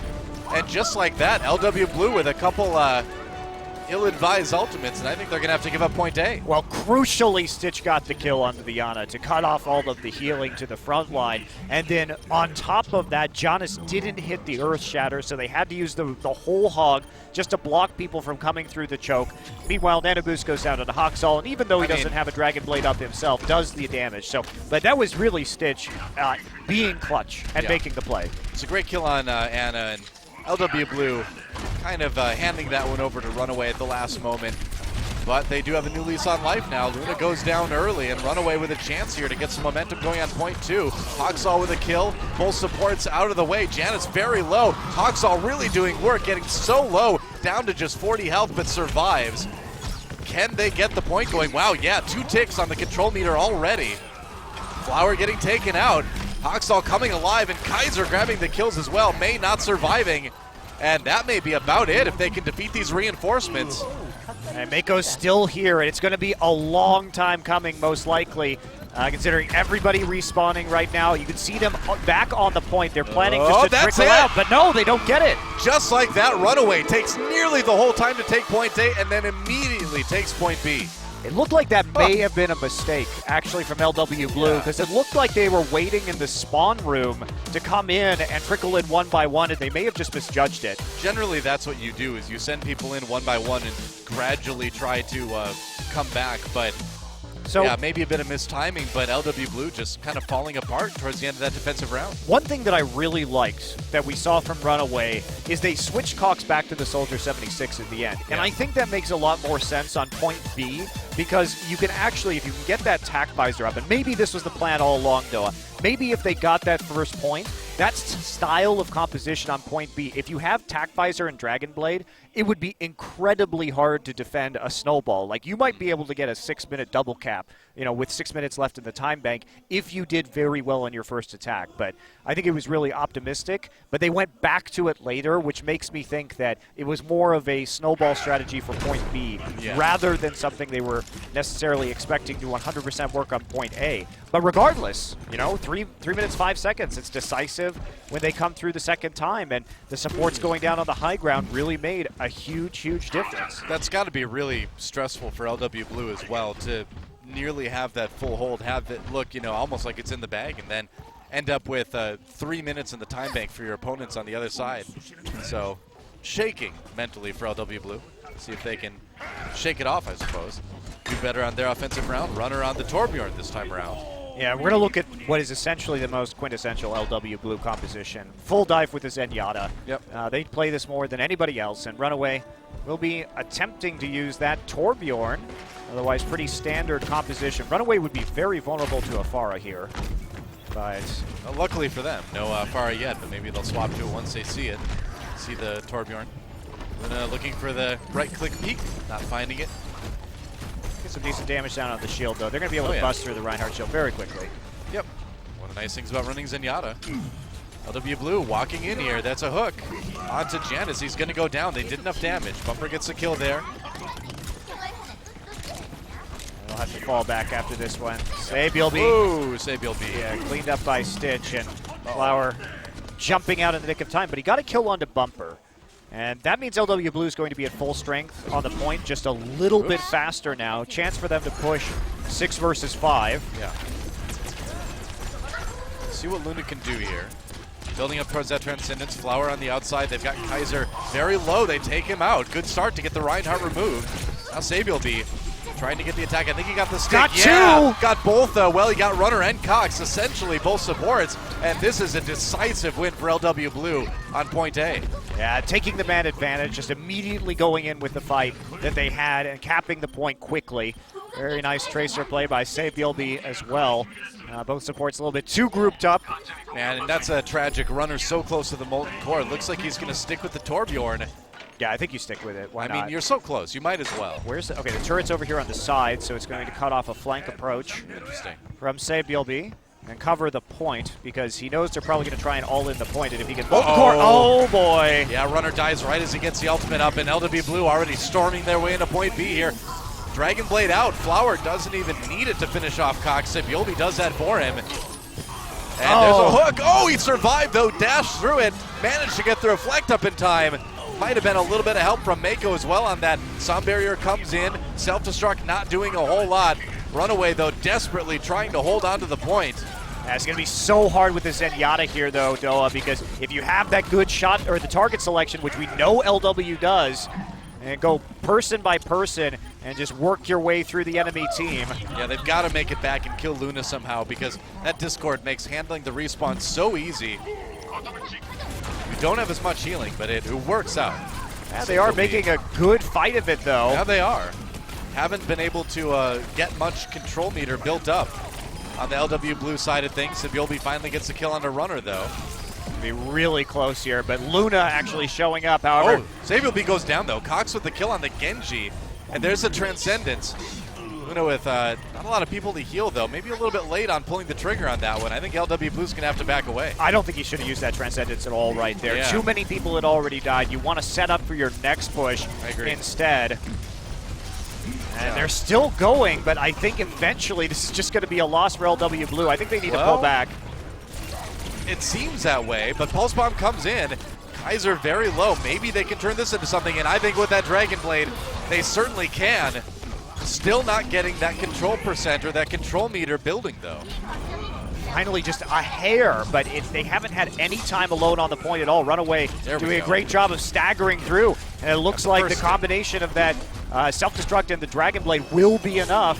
Runaway has eventually turn this around. I mean, Runaway's done a great job of staggering their defensive people on the point, keeping that control meter from building. Runaway has LW Blue rather, has a lot less than you would have expected them to get with how good those early fights were going, but Runaway eventually pushes them right out. Kill on the runner, so 2 more, 3 more actually coming from LW Blue. They may be able to push back immediately. Yeah, I think so. Looking that way, Kaiser on the point by himself, gets stuck with the Pulse Bomb, goes down. Sabi will be trying to carry as much as he can. Well, that may have been a tragic error from Runaway, pushing out that far, Doa. Yeah, well, we see that from them a lot. They do tend to get over-aggressive sometimes, and it costs them. Still, though, they're holding. I'm really surprised at how long they've been able to keep the control percent low on the LW Blue attack. Especially since it's the first time we've seen the Assault map with the Assault rules have changed to have longer respawn times on the defense. Yeah, true enough. Here we go. Building it up now. That control meter moving fast. Runner back on the point for the second. Gets killed off. They've got Kaiser and Stitch to try to hold it. And Kaiser drops a big Earth Shatter. Actually manages to take some people off the point, but doesn't last long enough. He just doesn't have any support. I mean, this has been an insane stall no matter what. Yeah, no kidding. From Runaway. The fact that they've really just run down the clock here all the way to 3 minutes, and with Cox on the Genji, surprisingly, a Desperation Genji. I mean, we know he can play these DPS heroes. That was his role originally, like we've seen before. He's been good on the Ana, but when push comes to shove, he can definitely play this. Epic duel, man. Sabi will be getting so low. Can he do it, Cox? Oh, bumper, come on, man. You cannot break up the honorable support duel. That is not fair. That is despicable, man. Coming in with his no aim Tesla gun to finish things off. Banned. So we'll Runaway switch things up. So Kaiser now off the Mei and back onto the Reinhardt. And the hero selection stabilizing, but some of those ultimate charges will go down as a result. Gambler, after an absolutely insane 3-minute battle, will be the only one with an ultimate. Runaway already ahead in the time bank department. Oh, Flower. That's a headshot onto Cox. It doesn't matter, though, because those trades really favoring Runaway. Yeah. And so LW Blue doing the smart thing and beating a hasty retreat. They've been doing all this with the single support too, which is really something else, because you don't see a whole lot. And frankly, single support isn't something that's been explored as much as I think maybe it could be. Well, in professional Overwatch, but you need a team that can handle it, right? This patch is particularly good for 2-2-2 and triple DPS compositions. Right. So yeah. I think Runaway has a good read on what's going on. You don't have a lot of teams that have 3 good DPS players like Runaway does as well. Goodbye. Uh-oh. Oh, oopsie. A little bit too close to the pulse bomb. It's still okay to make that trade, though. You're okay, goodbye. Right off the edge of the map. You're not going to be upset about that trade. If you're Runaway, you'll make that trade basically every time. Sure. Because of the proximity spawns, so perfectly fine. Cox is still... Runaway taking the defensive fight all the way out of the castle there. Yeah, but Flower is going to put Cox 6 feet under. And he was far enough out that odds are we won't see LW Blue be able to set up before he can respawn and get back out on the point. Indeed, we won't. Janus with the nano boost. They got to make something big happen with this. They've only got 50 seconds remaining in their attack round. He didn't even get the Earth Shatter up. No ultimate for Janus. Down to half health. This is bad. Desperation, and LW Blue loses their Reinhardt and their Ana. I don't understand wai you use the nano boost there. There's nothing for him to do. He was on the high ground, but nobody really in range of the hammer. Yeah. And you have Flower on Hanamura. If you can get him on the high ground and use the nano boost with the Deadeye, I think you're just going to have a much better time. You're going to force people to flee off the point. 20 seconds remaining. LW Blue needs to take point B to tie and force it to time bank, but as it stands right now, Runaway. Cox on the Bastion, yes, the moment I've been waiting for. Flipping it over, Bastion so much more mobile. There's the sound barrier now. Sabi will be a little bit low. Watch out, man. You don't want to get hooked. Dancing on the other sides of the pillars. His teammates come in to support him. Meko with the kill, though. On that Diva suit, Cox getting defensive matrix. You can back away. Wow, he is just not moving, man. We're into overtime right now. Pops back again. Meko popped out of the suit. Could be it. They're getting the kills they need, and Cox thinks they've got it. I agree. Runaway takes Hanamura. They are now one map win away from going to the grand finals. That's right. Against the odds, Doa. Runaway may be heading to the grand finals here. Game point from this juncture forward, and I just don't know what we're seeing from this LW Blue team right there, because everything looks so good. Nearly a full hold, but ult economy not really working out for them, and a 3-minute battle not yielding much of anything.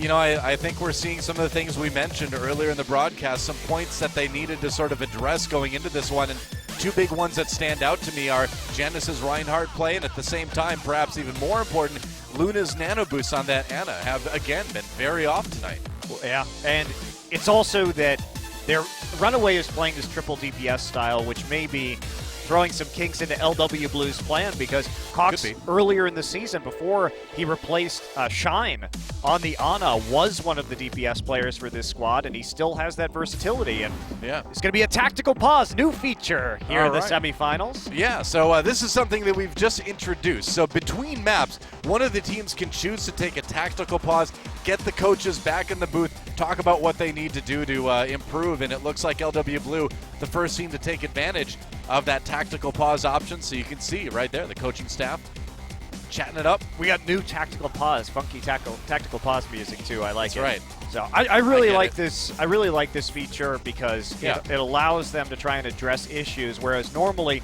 you would only have the break between maps 2 and 3. So each team getting one makes a lot of sense. I mean, it's similar to CSGO in that way where... Well, it's great because it gives the teams time to regroup, time to restructure what they're doing, try to fix things, and that's going to give us better matches. Yeah, especially talking about if you've just lost the next map selection as well. Yeah.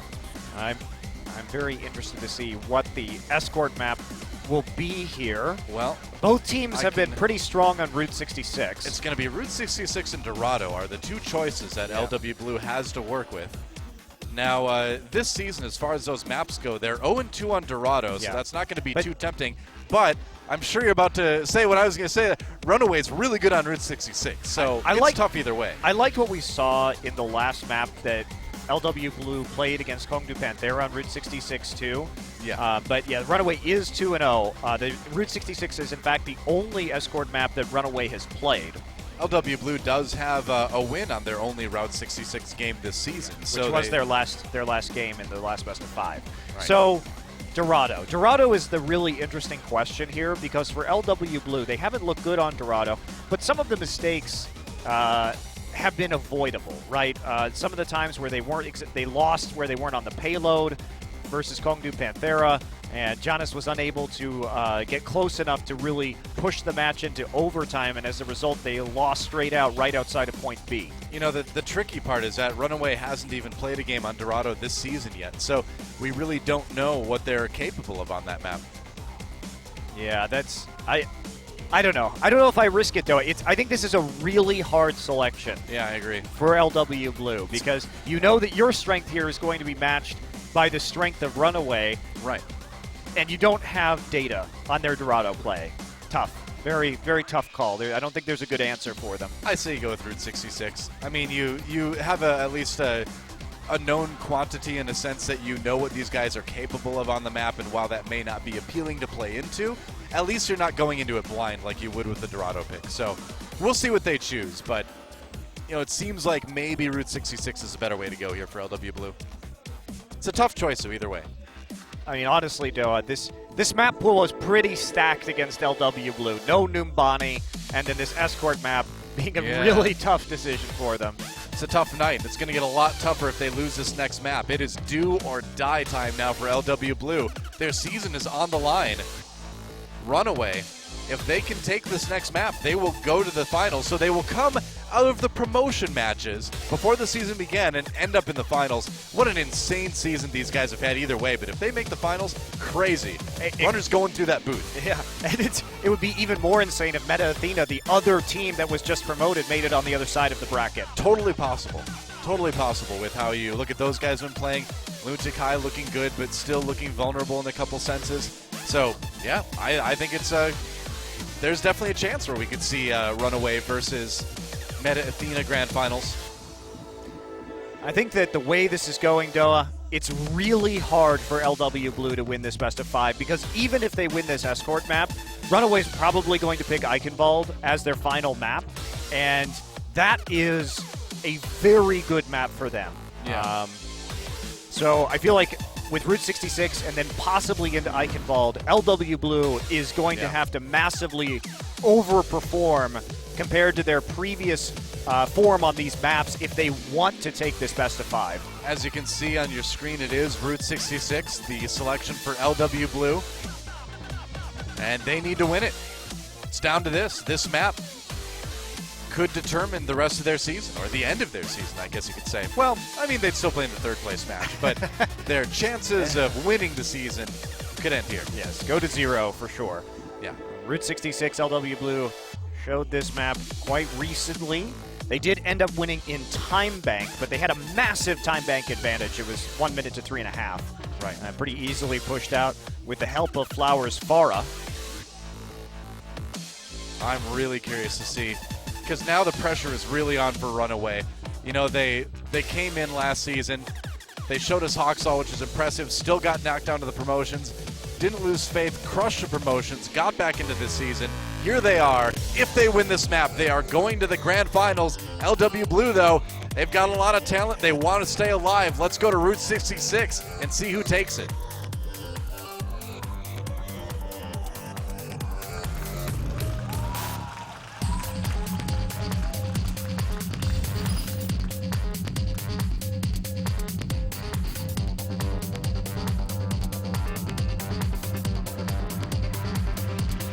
I get it.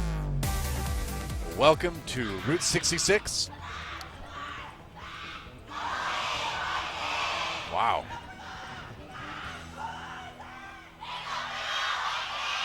Wow. Sick.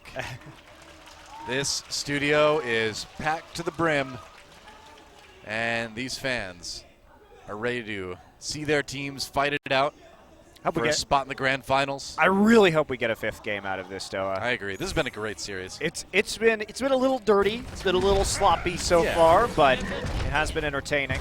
That's the thing, though, is perfection is boring, Monte Cristo. Oh no, it's not. You I would never call myself boring, Doa. I would never call myself boring. Well, I mean, you're not perfect, so I don't see why you would. Yo. Okay, LW Blue on the attack first. Maybe he'll be doing a spawn room suicide there. Jonas, very intense. The knees are down, Doa. The gloves are off. That's right. The knees are down. Uh-oh. What does that mean? You can scoot a little bit closer to the keyboard? You know what happens when Jonas's knees go down. He's so serious. I don't know. Oh, okay. Now I know. We'll run away on the defense to start things off. LW Blue Stitch, on the offense. Stitch expecting a dive composition by playing the McCree. Yep. He is going to be disappointed that that is not actually what is going to happen here, as seems like Flower he's just sitting there. He wants to get the Sonic Arrow on the car, no ambush, so Flower will be swapping over to Widowmaker right now, and this McCree is not going to have a lot of value against the composition compared to a Soldier. I like Sablebee's forward positioning, drawing some attention, allowing Flower to maybe get some shots off as LW Blue pushes past Big Earls here, but at some point, if you're Runaway, you need to jump down on that card. And that point is coming very, very soon. Well, they don't have a Diva this time, so the pressure limited against Flower's Widowmaker. They should be feeling very confident if you're LW Blue, but he hasn't gotten one of those crucial picks yet. But neither has Runaway been able to stop the cart. Cox actually gets a kill on the Gambler. They got to go now, yeah, okay. So Cox gets the defensive kill on the Gambler. Now they jump down the cart. Now they win that defensive fight.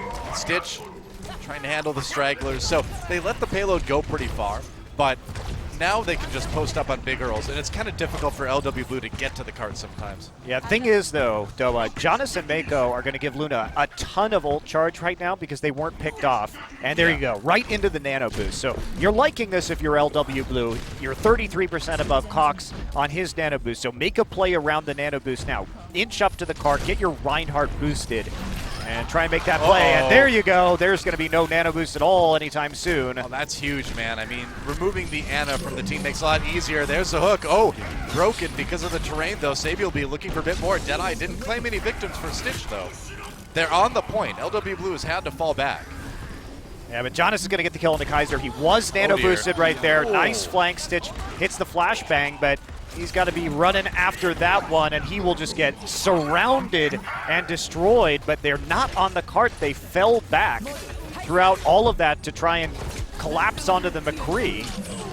Wow, late Graviton surge, but Runaway going to try to capitalize on that anyway. Cox gets a good biotic grenade into the team, and LW Blue now really badly split spawned. Wow, they're going to be without their Reinhardt for an extra like 5-6 seconds. I really don't think they should have doubled back to take out the McCree, Doa. I think they just had to fight on the cart right there, and they committed way too many resources to pick up the Widowmaker, or to avenge the Widowmaker, as it were, because she was already dead, and you have your tanks on the cart. McCree would have to come up to contest it, and...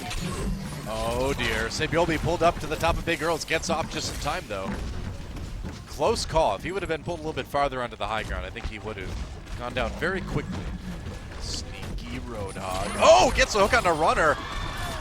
And that's going to be a pretty crucial kill as they try to get this payload going. Runner. Didn't have the sound barrier or anything though. Yeah, it does, but the sound barrier goes onto LW Blue right now. This should be an easy cleanup for them as they finish off point A. In theory. Stitch doesn't find anything, and there we go. Yep, just going to go in, and they're going to get the reset. Wow, gets killed to Sabiolbi. So getting hyper-aggressive just to kind of reset and regroup as a team, but manages to be a little bit annoying, at least in the process. And we should have a fight pretty early on through the streets as LW Blue collects around the point, and Runaway has a lot of time to get back. But Flower trying to cut off some of these reinforcements and making it dangerous to start to stack up on the high ground. The pressure that Flower's been able to put on with this Widowmaker has been really nice as far as the initial pushes LW Blue has gotten with the payload on each stage here. It's been good so far, even if he hasn't gotten those picks. He's got the ult now. Sabiolbi pulls down Bumper, gets the kill there. They're going to give him the nano boost as well. LW Blue getting hyper aggressive as Kaiser's shield finally breaks. Not getting maybe as much use out of the nano boost as they were hoping for, but they do keep that payload moving. Yeah, they do keep the payload moving, Doa, and they just make so much space, get the picks they need. So not the best nano boost, but certainly better than a lot of the other ones that we've seen tonight. Luna got a really late kill onto Stitch as well, so that payload is going to move. I think they may have it. Hoxall getting aggro, jumping onto the point right now. Wants to throw down the Graviton Surge. He does just that. They gave the nano boost to Kaiser to try to defend. There's the self-destruct, blocked by Kaiser. Still holding on to that Earth Shatter for now, and it looks like they may have grabbed themselves a bit of stability defensively finally here on point B. Yeah, they have. Nice sleep dart onto Sabiolbi, followed by the Ana grenade. Can't make it out. Good kill. But Flower actually grabs Stitch right at the very end. Flower up on the very top of the saloon.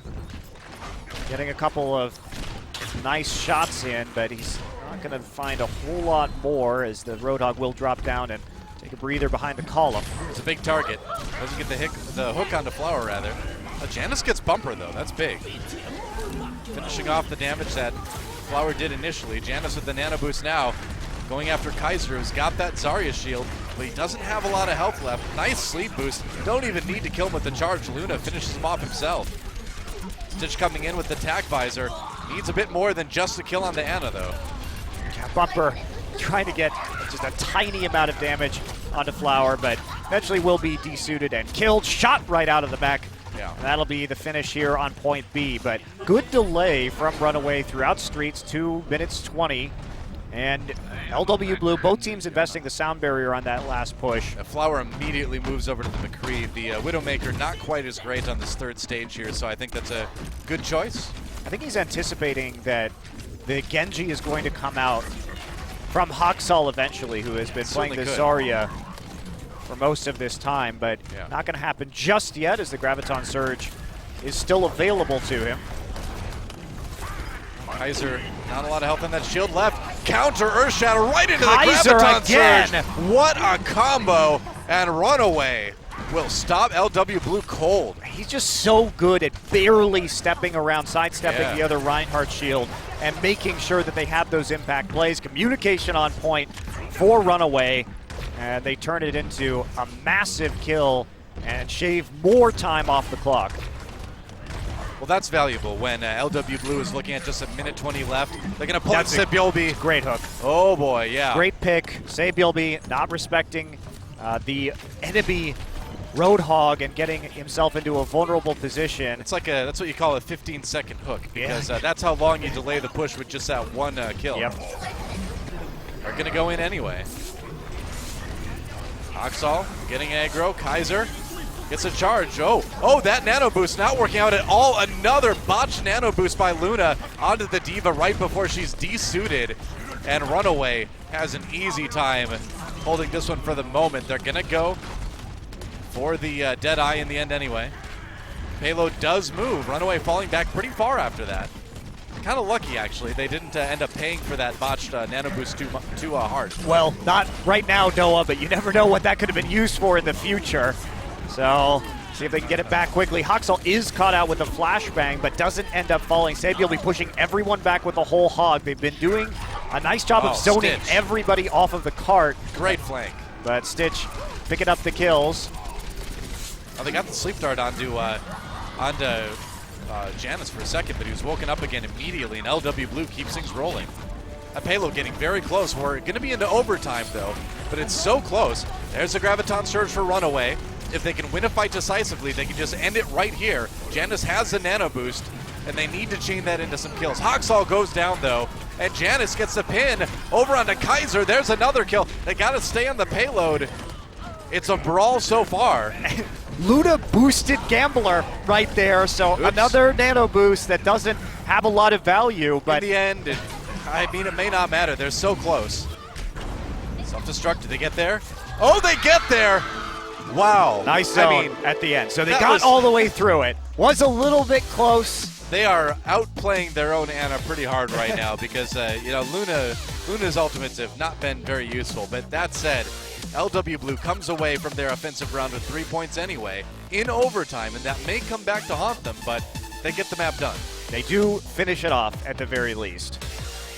Now we've got to see that big defense. They're not going to have the luxury of the quick time and the big time bank that they had against Hongdu Panthera, and instead are going to have to make some adjustments and hope that they can hold them at bay at the very least until that overtime. Yeah. Kaiser, I think, had another pretty solid performance overall, but you need more than just that big Reinhardt performance. Runaway wasn't able to quite get the defense full they were wanting to. At least they forced it to overtime. Yeah, let's see if they can push all the way through themselves. So, LW Blue looking pretty standard. Again, they're going Flower on the Genji on points that we would normally see a longer range hit scan pick. So pretty defensive with a triple tank composition and again Genji. Relatively low damage output. I mean, maybe this is their answer to Hoxall's Genji that they know is probably coming. They want Flower rather than being on the McCree. They just trust him to win the Genji duel and keep the pressure off the supports on top of Big Earls. That's the idea, I would imagine, anyway. Yeah, and will Runaway go for a full dive composition here? Are they going to try the same, more measured pushing?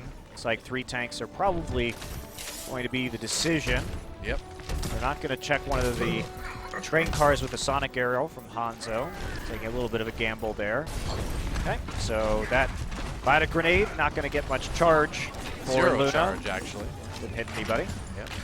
Got locked, I believe, by Kaiser as Runaway begins their offensive round. And if they can finish this with some time in the bank, it will be in great shape to move on to the grand finals, but it's a long way to go before they get there.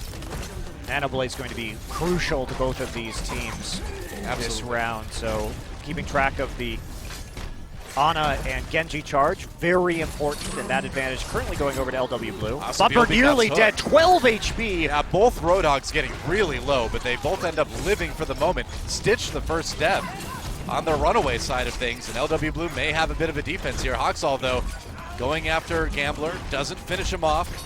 Kaiser, I think, took Sabilby off the map. Dies himself in the end, but trades certainly worthwhile for Runaway. Well, you generally don't come back up the cliff if you're Reinhardt. Earth Shatter from Janus. Where's the follow-up? Nice Not boop. there. Yeah, good boop to avoid the pin. But that ultimate didn't work out too well. Flower nearly matching Hoxall right now with a charged Dragon Blade. Yep. Now Luna does not have the nano boost though. Oh, the Reinhardt's out of the way already. This is big for Runaway. Great sleep dart. Oh, sleep dart though. Luna nullifying that one. Runaway's still moving the payload anyway though. They're going to win that fight either way. I mean, Janus went down at the very beginning of that fight, and it was just open season for the DPS at that point. Yeah, Cox used the nano boost later. Didn't see which target he managed to get it on. But Hoxall manages to do enough with the Dragon Blade all on his own. And it doesn't turn out to be that much of an issue. Stitch here. See? Okay. We're going to get another. That was blocked. Ooh, that was blocked from behind. Yep. Snuck up behind him, I think. Either way, self-destruct used now. No kills from that. But Runaway having a bit of a hard time pushing to the end of point A here. Yeah, they really wanted to use that Graviton to block the choke point, but Meko flew in from behind and ate it with the Diva. Yeah. Almost looked like he came down from above, actually. Yep. Certainly did. Came in from the flank and caught him unaware, and that may be the ticket that LW Blue needs to prolong this point A. That was absolutely crucial. Made a big difference for sure. Now the Graviton Surge coming in from the Runaway side. And that's going to be a bit of a problem as Hoxall pulls out the Dragon Blade, gets the kills. The Wombo combo works. Whew. Well, you know, it looked a bit dicey there, but the charge coming back. Yeah. And now, back into Streets phase.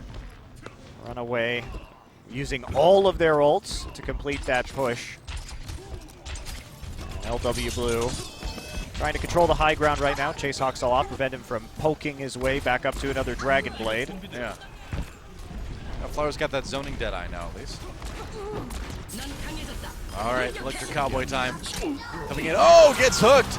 Bumper makes the difference. Flower gets out with his life and gets the kill onto Bumper, actually. Manages to survive despite being hit by that biotic grenade, and LW Blue with another hold. Sometimes you don't want to pull the Nano Boosted McCree closer towards you. Well, normally you can kill him, but the focus fire just wasn't there. Yeah, the DPS wasn't on the right target. They do manage to live, so LW Blue holding off for a little bit longer. Hoxall slowly charging this Dragon Blade right now. We'll see if Cox will hold the Nano Boost for him, because that has been the bread and butter of Runaway's wins today. Yep, absolutely. Another hook brings Bumper in. Sabielby just going crazy on this Roadhog. Gets one onto Hoxall, too. Oh, yeah. Sabielby has just become a monster on this hero in the last few weeks. Yes, he has. Oh, he's a dead monster, but don't worry. He'll be back. Okay, Stitch going down, too. Don't worry.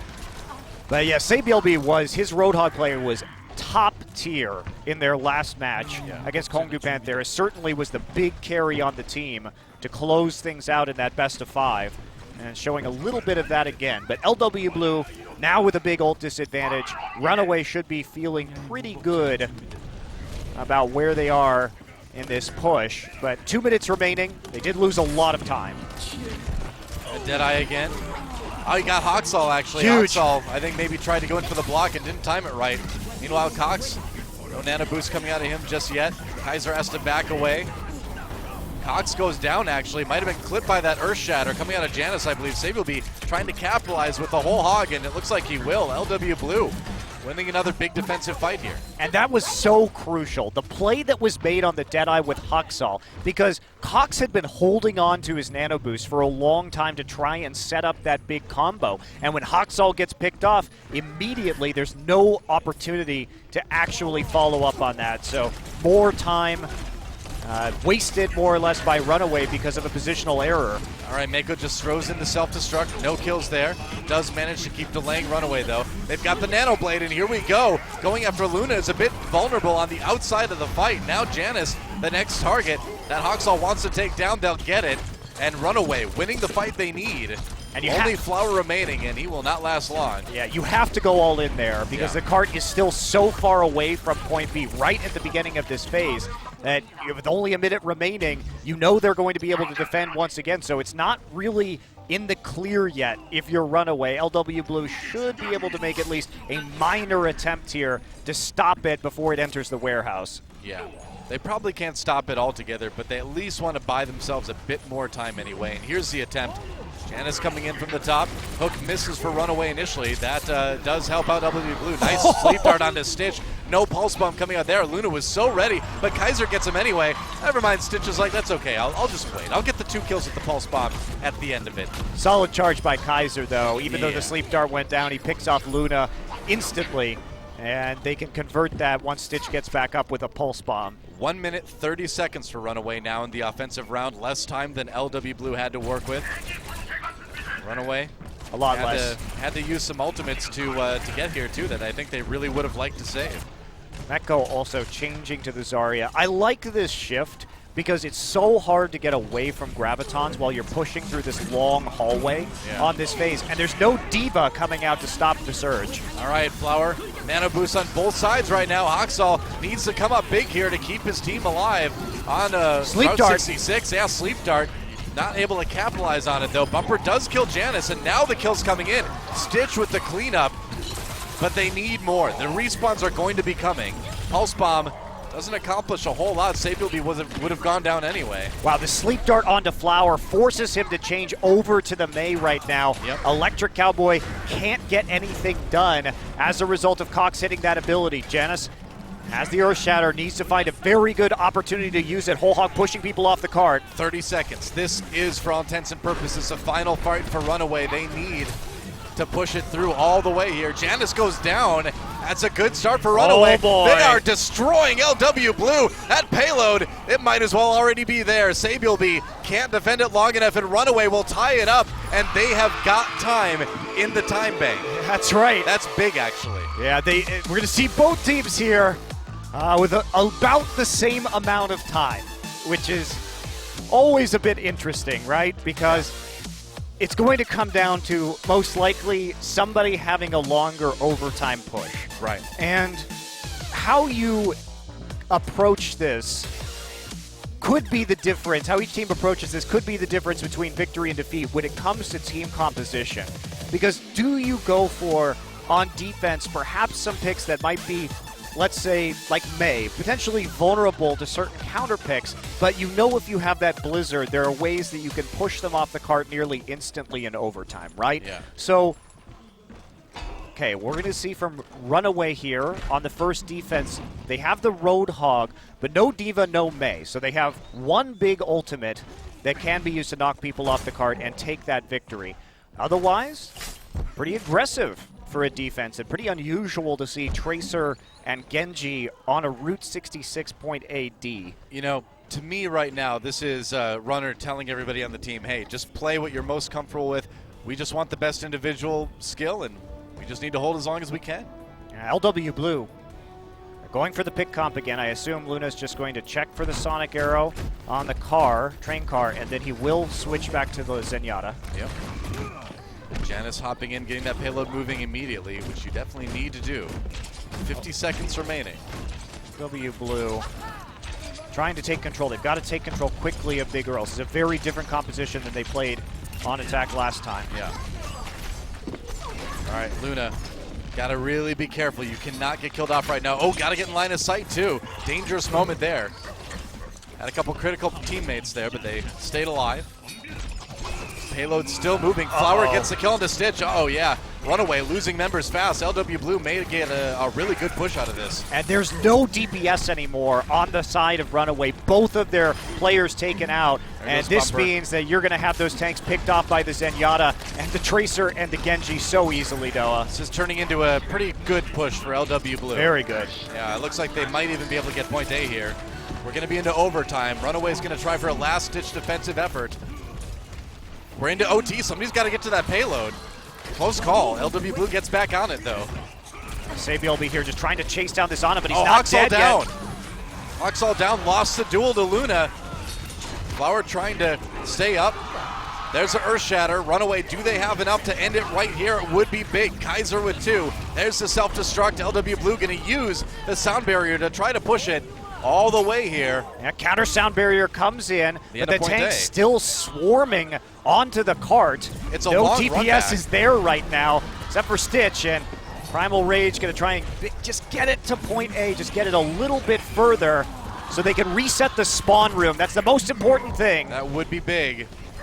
Haven't done it yet. Runaway still holding on for dear life. Flower with 2 kills on the 76, so they may have it now. They do.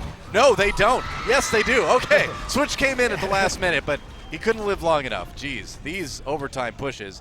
And they don't get any extra time for this. This is time bank, so you need to stay on the payload, and it's at the point where if you leave that payload for a millisecond, it is over. But even then, you can't understate how huge that is because now they have the closer proximity spawn, right? Yeah, so it means so much to even get to that point right there. As Runaway's defense falls, and they use that sound barrier to try and contest. That means Gambler going to have his up most likely a little bit sooner. Luna with the Transcendence. Stick. Good stick, though, from Stitch.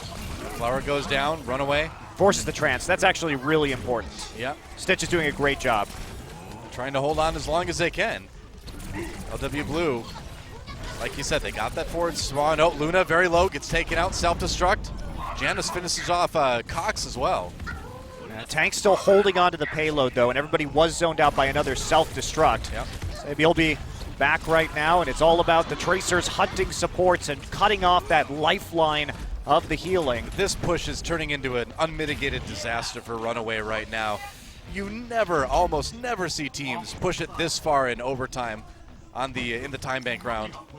No, you don't, but that's part of the risk that they took with some of these heroes, right? Sabielby gets another big kill onto Haksal, and they get him right before the Dragon Blade. A crucial, crucial kill. This is an insane push that LW Blue is putting together right now in overtime. Remember, they cannot leave the payload. They need someone to be touching that at all times. And they get it. They get it again.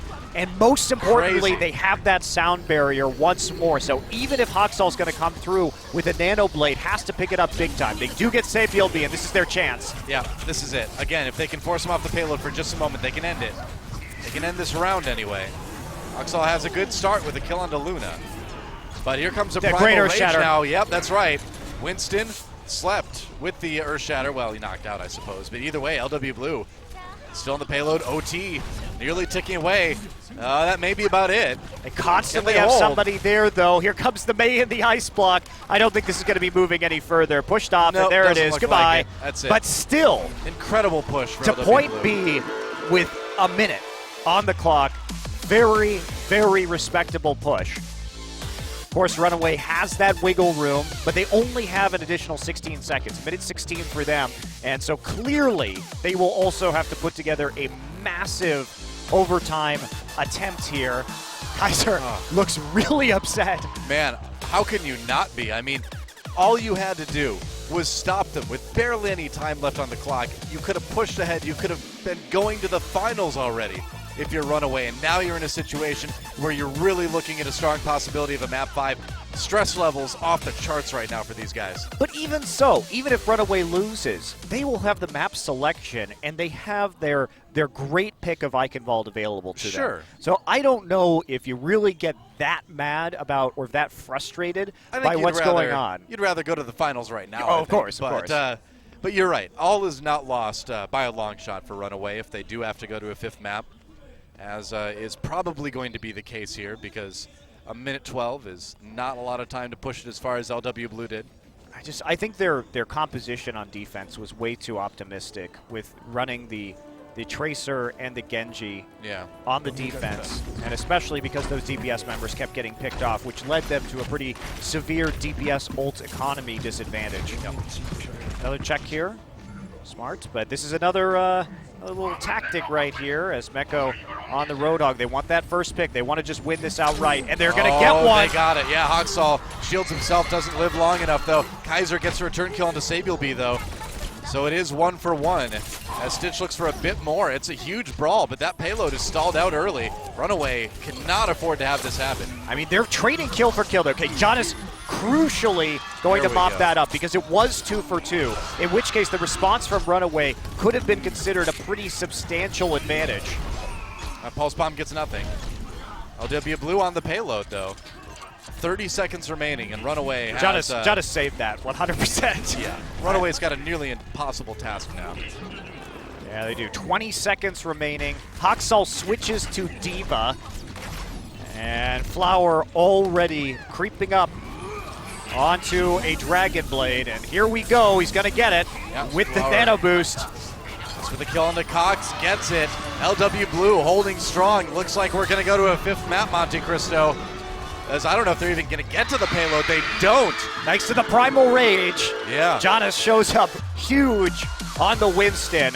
I think that was a pretty big risk to take, stacking people in the tunnel, and Kaiser responded very well with the charge. But after that happened, with everybody on the payload, Jonas getting 2 kills, tipped the scales in favor of LW Blue. Right. So now it's going to be Runaway's map selection. Man. Are they going to take the tactical pause here to consider which of these 2 maps, Eichenwald or Hollywood, they'd like to go for on their final attempt? Yeah, each team does get 1 tactical pause per match, of course. So if they choose to, they can do that. But the thing is, you also give your opponents time to talk. So if Yeah. you're really confident in a map, they're going to take it, though. So All right. want to regroup after Route 66? I mean, I think at this point it's just good to take a couple minutes to mentally shake off what just happened. That you just allowed Kaiser your looks opponents. really upset. I mean, you just basically let the final slip out of your fingers on that one. And yeah, you've got another chance, but that does not feel good.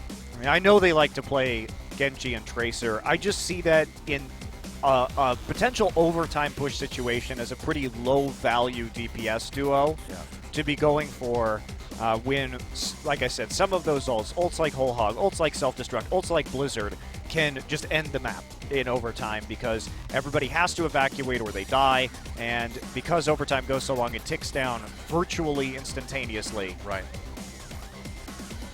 LW Blue fighting back. And we're in a situation now where the next map will determine which of these 2 teams goes to the grand finals. I'm so happy that we had the double elimination style round of 8 because we're already seeing it's really producing some amazing matches. Yeah, close matches, I think, is what we're going to get in these semis as a result. Yeah. Couldn't ask for anything more. Runaway, we haven't seen much Hollywood out of either of these 2 teams, whereas Numbani has been the best hybrid map for Runaway. And Hollywood would be a bit of a surprise. And Runaway, when they picked it against Lunatic High, they had some very good Torbjorn play against the dive. The turret placement was pretty interesting on the high ground, but sort of behind cover, so it punished people who are trying to get onto the far side of the point on attack by executing a Winston Genji push. Well, I really wonder what we're going to see. I mean, I think really more than anything, too, we're going to see, you know, what Runaway's sort of like, I would say, nerve capacity is, if that's even a thing. What can they handle? What's their resilience? Their mental resilience, let's call it. That's right, their mental resilience. Now, they are 1-0 on Hollywood also. Yeah. Runaway has a pretty good results. They have flawless results, actually, on both of these maps combined, but sample size very small. LW Blue looking calm, intense, focused after that last map. But a big statement made by them in the time bank round. I'm sure that's going to up the confidence levels coming into map number 5. That's going to be it. So coach is now out of the booth, and we are going to see the actual map after that long discussion. What's it going to be? What are Runner's plans? I think Runner's smart. He saw Kaiser looking a little bit frustrated, I think, in that last map, and so gives him a pick-me-up. Runner. And that is not the person on your team you want to be tilting right now. Kaiser is a fantastic tank, one of the people you rely on. You need that guy to keep his head in the game. Certainly certainly do. So what is the choice? We're going to see the play of the game first from Luna. Hey, all right. I like support play of the games. Ooh, can't wait to see this one. All right, well, I assume Sleep Dart. This was just right at the end. This was part of the Jonas kills that we didn't have a chance to see, and that was such an important turnaround. All right. While Kaiser went in and picked up kills to even it up after they had all stacked up in the mine shaft on the side. So, right. Here we go. What's the map, Doa? What's the map? That's what I want to know. I don't know, man. I want to know too. I love Hollywood. I love playing on it, so I'd love to see it be our final map. Could be that or Eichenwald. Runaway loves Eichenwald. And it's going to be Eichenwald. So, not a big surprise. It is Runaway's map selection. They've been very good on this map. They really like it. And this is our first time on Eichenwald since the change to the portcullis at the end of point B and at the start of point C, where it will not close any longer. There will just be rubble as a result of our patch change. Yeah, it's a good change. It's a great change. I like the changes that they're making to Eichenwald overall, especially because point 2 on Eichenwald, point B on the drawbridge is probably my favorite point of any payload map. I really like all the routes you can take onto the high ground, how many different strategies you can execute. The castle, the bridge. Yeah, it's really good. I love that point. It never made sense anyway that you broke through the door and then another door came right back. So that's a good fix. Good fix, Liz. It's like good thing we got this battering ram here. We're gonna need it again, I guess. They got through the door. Here we go. It all comes down to this one map to decide who goes to the Apex Season 2 Finals. Runaway versus LW Blue. Let's see who takes it.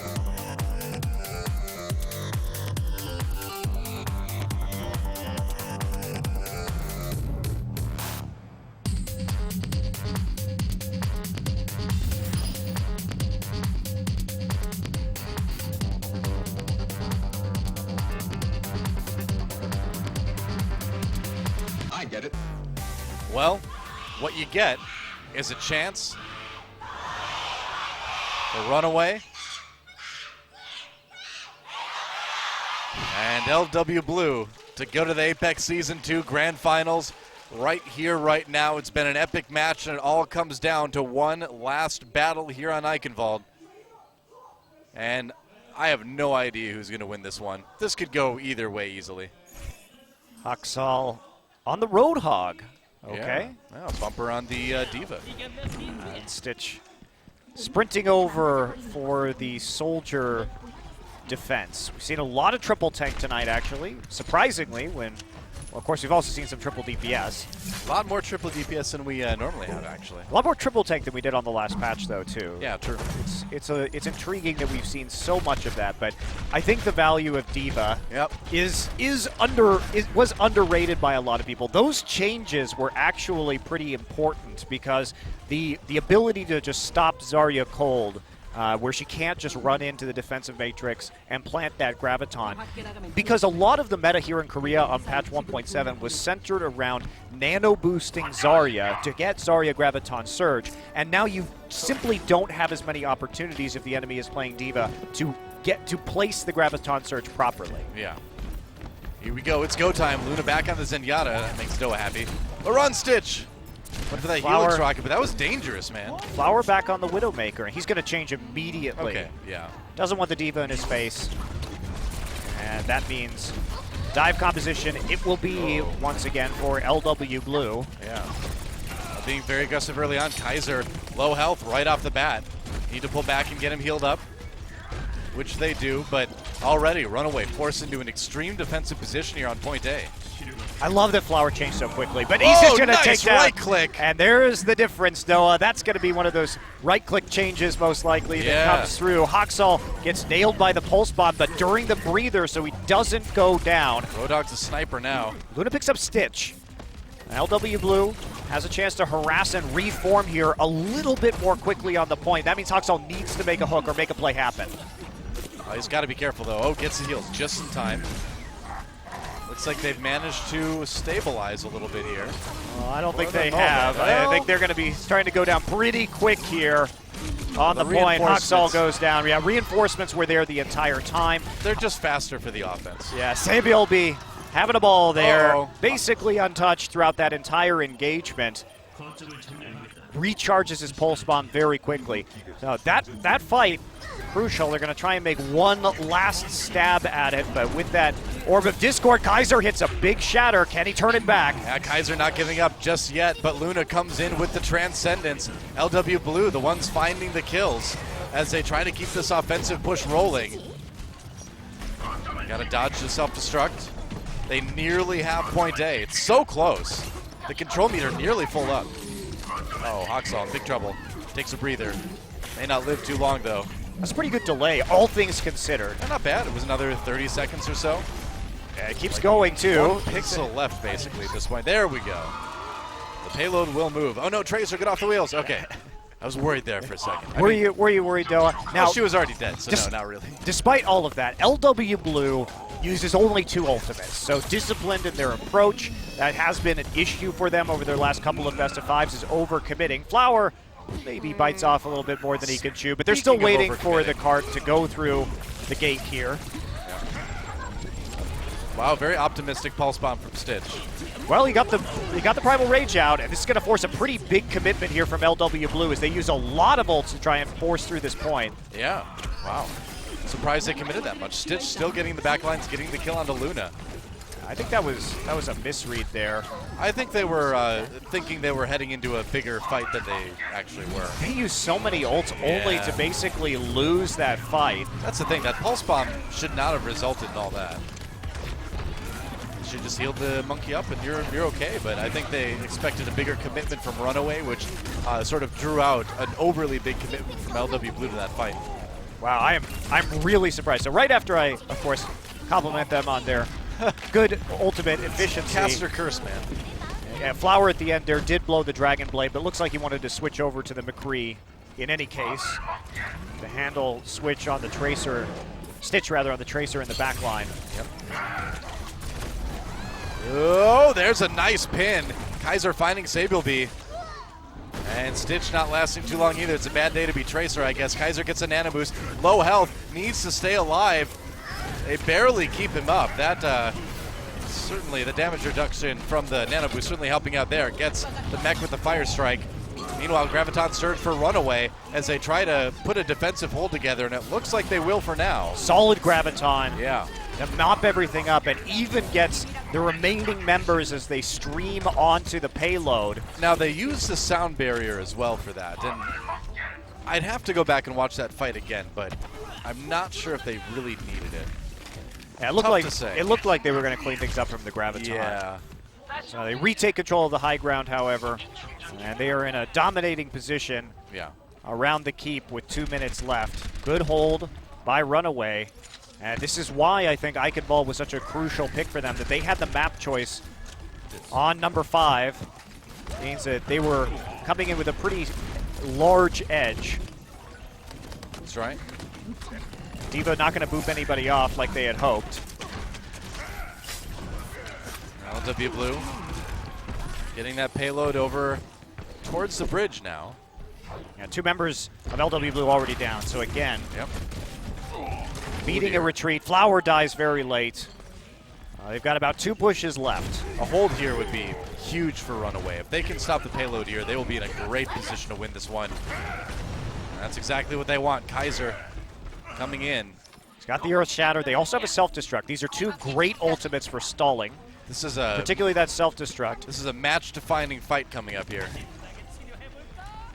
Absolutely is. Flower once again making a switch to the Soldier 76. Does have enough time to get that tack visor up, and they take the long way around to the high ground. They really want to dislodge them.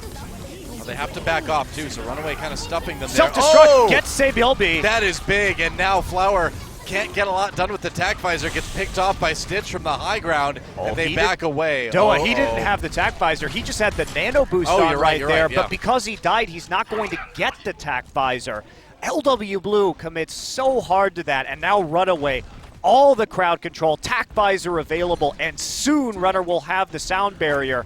LW Blue, they're not going to be pushing this further without some insane play. We've seen some pretty insane pushes from them already today, just on one map ago on Route 66, but this is a tough situation to be in. Tack visor now, ooh, gotta watch for that reflect, man, it's done, and Stitch gets away with 20 health remaining. Very close call. Oh, if he can get Luna, though, that would be big. There's a Graviton Surge coming in. Haksal trying to hold. They've got a couple kills. Flower got one onto Stitch, though, but Haksal on the back lines takes down Luna.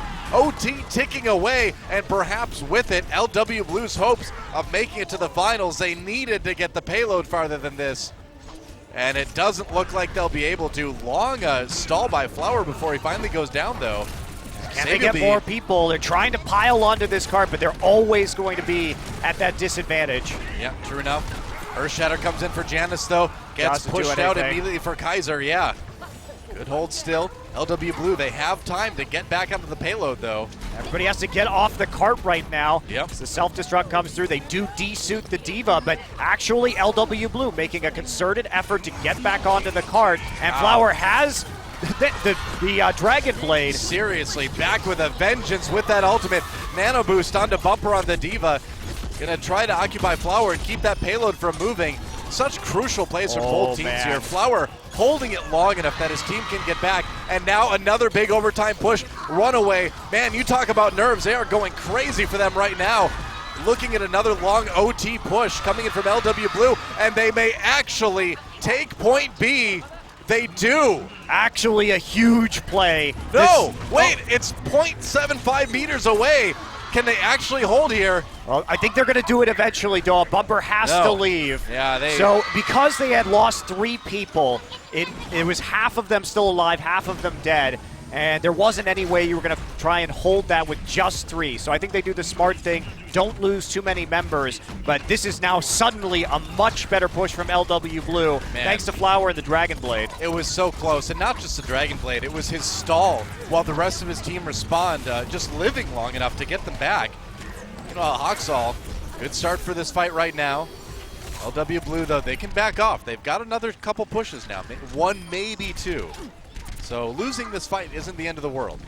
No, it's not, but you see how hard they're pursuing, and that's the right call. Even though Cox went down to Sabiolbe on the push, by picking up Sabiolbe at the same time, they will have a man advantage unless LW Blue waits that little bit longer, and that's going to put them down to maybe 1 push right now. Well, it's still a tense situation, but... Hey, this is crazy. It's 4 ults to 4. Yeah. Really hard to say who's going to come out with this. Here we go. Runaway. Got a hold. Nano boost comes in. Who got the nano boost? Looks like it was the Genji.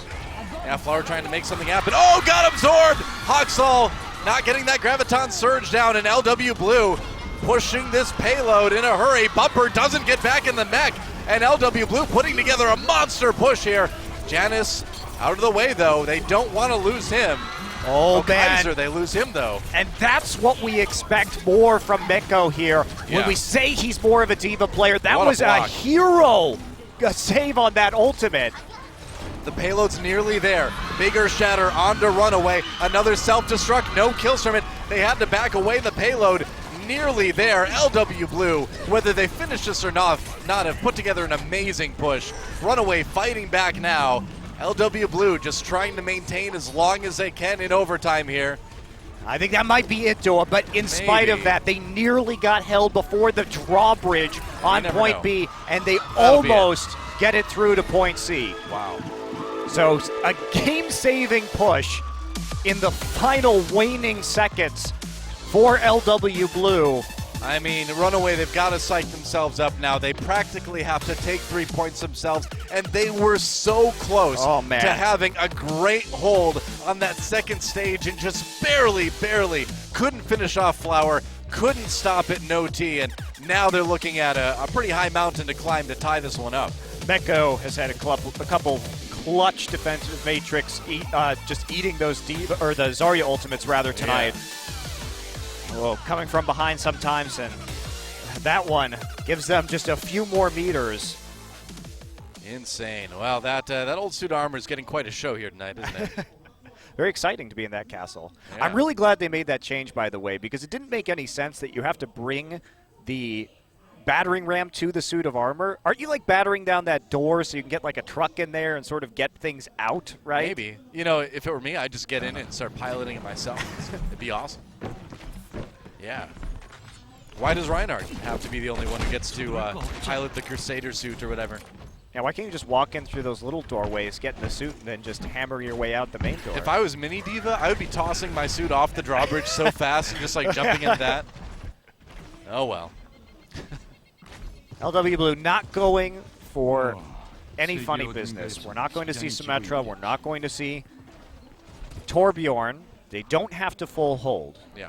So they play with a less all-in composition for the first point. And Flower once again on the McCree, anticipating correctly this time that the Genji and the Tracer will be selected here by Runaway. Yep, Runaway, you know, again, going with what they're best at. They need to basically get 3 points here. The payload was nearly there. Sleep dart onto Mako early.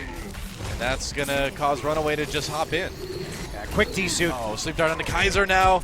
Can he get away? Ooh, right click nearly snipes him, but not quite. But there's a hook for Sibyobi. I think LW Blue's going to be pretty happy with this one. They have a great composition with Roadhog and McCree to deal with the diving DPS. A little bit of time taken by Runaway on the control meter, but that's going to go away as Runaway backs on. Yeah, they're not even going to bother with Bumper here. Just let him go back. Has to either get himself killed. He's going to throw himself off the map right now. Yep, probably. Push comes to shove. Generally, we do see Flower swapping over to that McCree. Switch being very sneaky, nearly has a pulse bomb built up. He can get a kill like we've seen him do so many times tonight on Luna, Gambler maybe. Hawks with the first ult. Do you use the nano boost now, or are you going to try and save it once again for Haksal? Yeah. Gambler building up the early. Wow, that is a very early sound barrier. Yeah, they need to engage if they're going to put this to use at all. I think maybe they're worried about Switch flanking from behind with the Tracer. Either way, it's out of the way, but Sibyobi does put it to good use. Gets 3 kills for LW Blue already, and now Stitch is going to do the damage he can. Does get the kill onto Flower here, but yeah, saving that pulse bomb is wise. And also, we saw Kaiser get the nano boost. That's what triggered Gambler to use the sound barrier. Yep. Oh no! Pulse bomb not working out for Stitch at all. Tried to lob it over at Luna, didn't work out. Haksal trying to equalize though. The Genji will wall skate away and eventually dies. So Haksal might as well have killed him. Runaway on the point right now, and they are going to start building that control meter up again. Finally get through, using the Dragon Blade to zone people out. This should be a cap eventually, especially with Kaiser on the late kill onto Jonas. But Sibyobi will take out Kaiser, but there we go. Okay, Haksal, no more healing. Luna goes down. Now they would have liked to take that a little bit quicker. Still frustration. I think it's on the face of Kaiser. I think it was really hard for them to take it faster yeah. Without ultimates on the Genji and on the Tracer because of the McCree and the Roadhog able to shut them down on the other team. They would have liked to, but didn't pan out. Push beginning. They have plenty of time. Yep. Respectable. Stitch still sneaking in from behind, going after Luna yet again. Self-destruct does catch Bumper. And so Runaway short-handed as they complete the push. Or they complete that push anyways. They're going to have to regroup. Good start on the point B hold by LW Blue. Another self-destruct kill by Meko. He has been so reliable in picking up kills with that ultimate in addition to zoning in this series. And that's why coming back to a Diva buff, certainly helpful for LW Blue as a team. Sibyobi is creeping right now. He's got 4% left. Wants to get Cox. Is he waiting for it? Okay, there he goes. Yeah. See him use it. Nope. Bomb gets hit with that biotic grenade. Has to recall. Cox still in danger. Oh, goes in, throws it onto Kaiser, but misses. And so that pulse bomb not getting what they want to get done. Meanwhile, Runaway winning that team fight in a big hurry. We didn't see a lot of it because we were on board with Sibyobi, but Runaway, getting that payload moving. I mean, the thing is that what Sabilby was doing was trying to get the pickoff onto the Ana, but he wasn't dealing a lot of damage in the interim. So when he doesn't get the initial pick and it takes so long, the rest of his team on the front line dealing actual damage to the enemy team. All right, Flower with the Deadeye. Force Runaway back for the moment. No kills, of course, with that. Just a zoning Deadeye like we see very often. Oh, but he's asleep now. Can they capitalize? Whoa, they're going to give him the nano boost. That is brave after he's already used the ultimate. Graviton Surge used as well. Hoxall goes down. There's the nano boost. Oh, they actually got the sound barrier onto Flower, and he survived the pulse bomb being stuck on him. Runaway winning the fight anyway, though. Cox gets a couple of kills with that biotic grenade, and here comes the cleanup from Stitch. Jonas low. Jonas taken down, and they're going to push to point B right here and right now. So Runaway with a lot of time remaining as a Fire Strike will eliminate Gambler. They don't quite have it yet. A few meters to go as LW Blue going for a last-ditch defense here. Now they should be able to get Flower, and that should do it. Now Luna. Ooh, man. Wow, they are being super aggressive with the defense on the LW Blue side. Big, uh-oh, that Earth Shatter.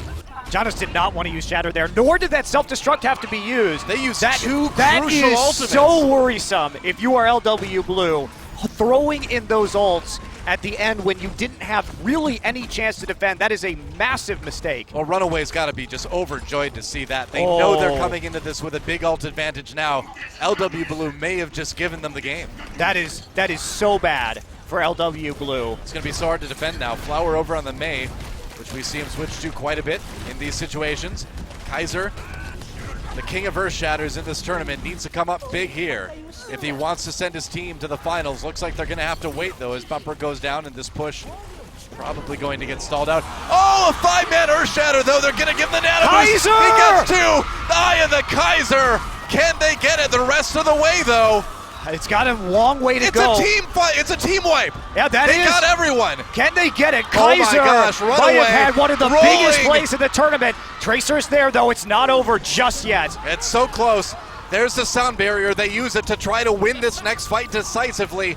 The finals on the line right now. LW Blue fighting for their lives. And Runaway so close to going from promotion matches to the grand finals. There's the Graviton Surge. They're winning it again. Sabyoldi, the only one there on the point. And Kaiser with another Earth Shatter. That should set it up. Do they have enough right now? I don't know. The payload moving. Oh, they can't quite get it there again. It's so close, just 0.8 meters away. Hoxall still getting the kills. The Mei goes down before the Ice Block. They'll do it. Runaway goes to the finals. What a story for Runaway. Promotions last season, now in the grand finals, taking down LW Blue. And Kaiser, undoubtedly the MVP of that match. That was a nuts Reinhardt performance over 5 games. Tears on the faces of Runaway. You know, a team that people counted them out in the end of the group stages. They counted them out in the quarterfinals. They counted them out today in the semifinals, and they have proved that none of that matters. They are going to the Apex Season 2 Grand Finals. And this is the team. They came in the interview. They don't have a gaming house. They have to play separately. Yeah. They've said that it affects their concentration. But they delivered, man. I didn't think they could do it, but nobody did. Once again, Runaway shows why they deserve to be at the top of this scene. You know, there are things we mentioned before this match began. We mentioned the upward trajectory of Runaway and the downward trajectory of LW Blue. And although LW Blue put on objectively a good performance today, there are small things here and there, problems on that team that added up to them not quite getting it done when they needed to. Yeah, it's tough, though, too, because obviously Flowers' wrist injury has played a factor in their performance over the season. Well, he had a great series, though, today, too. Yeah, it's just coming into it, we saw some more mistakes on that ult economy that has been the bane of LW, and tough loss today. That is rough for LW Blue. You know, another season denied from them. You know, they came into last season, I think, thinking that they had a real shot, too. This season, they certainly had a real shot. A team that people have been saying, you know, is the team to beat. And now the best they can hope for is third place. It's got to be tough. Yeah, definitely the favorites, of course. After winning IEM Gyeonggi with their retooled roster, moving Flower over to LW Blue after that big win. And top 4 performance, maybe even a top 3, because we will see them in a week's time in the third place matches, is nothing. There's not anything too shabby about that, but it does hurt when you get that close. Well, a great season for LW Blue regardless. Still easily one of the strongest teams in Korea, and some very minor things to work on if they want to be back on top again, but it's tough to get that close, like you said. Yeah, I think it's really hard for LW Blue too because of how heroic that last push was for them on attack. Well, the Route 66 match too, I mean, really putting together some amazing stuff today, and you can't take that away from them, but it's all about Runaway now. They are actually going to the grand finals. I can't believe I'm saying it, but Runaway is in the finals, and absolutely, they deserve to be there. It's just a wonderful surprise. Certainly is. The Cinderella stories may meet each other, Doa, if Meta Athena also ends up there. Yeah. I don't know. I can't think of any other time where we would have 2 teams from relegation straight into the finals. Possibility of a Royal Road still for Meta Athena. Crazy. Yeah. I mean, for a long time, people just would not admit that Runaway is one of the best teams in Korea, and I think you can't deny it anymore. They may be messy, they may brawl it out, they may be scrappy, but they get the wins, and at the end of the day, the win is what matters. Yeah, I have to say, I still have some question marks about them. The Nano Blade is something I think they're a little bit too reliant on. They do take the win today off of some just great ult economy usage, constantly having the edge. Yeah. Kaiser keeping it together, too, in the end. We saw the emotion on those guys' faces after the Route 66 match. And so to, keep yourself in the game the way they did, Kaiser the one who set up that last fight, set up the win, and what a great story for these guys. Incredibly clutch last push, an incredibly clutch Earth Shatter to close things out. And at the end of the day, that's what you need to be. You need to be good, but you also need to be clutch. Wow. Well, Runner didn't break any parts of the roof this time. No, he didn't. He held himself back. We appreciate that. The damage costs were getting just too high. Runaway with a 3-2 victory over LW Blue. It was a close, hard-fought, sometimes messy match, but man, what a great semifinal to start things off with. And I like the fact that Runaway was experimenting with new things. They showed more dimension this time, which was one of my worries. Yeah. We saw not only triple tank, but triple DPS, moving Cox away from the Ana, and then trying him back on some of his old hit scan picks. So that was really fascinating to see, and gave Runaway a lot more depth with their team compositions that we had seen previously. The triple DPS especially, I think, is something that whoever makes it to the finals is really going to need to be ready for, because that's something that a lot of teams I don't think have practiced against a whole lot, and Runaway seems to be the best at it so far. Yeah, we'll see how the other semifinal goes. Again, new patch, new tactics. Right. That's going to be a great semifinal too, man. Lunatic High versus Meta Athena. Oh, man. We have such a great postseason this time around. We certainly do. I'm really excited to see what Meta Athena brings, because they do have such innovative strategies on their attacks, on points, on hybrid and assault in particular, and then Lunatic High. They're maybe the most one-dimensional team we have in these playoffs. So reliant on the dive. It did get punished pretty severely by Runaway in their last meeting. So will they have something new? Is Eska going to step up? Because he's the X factor right now for that team.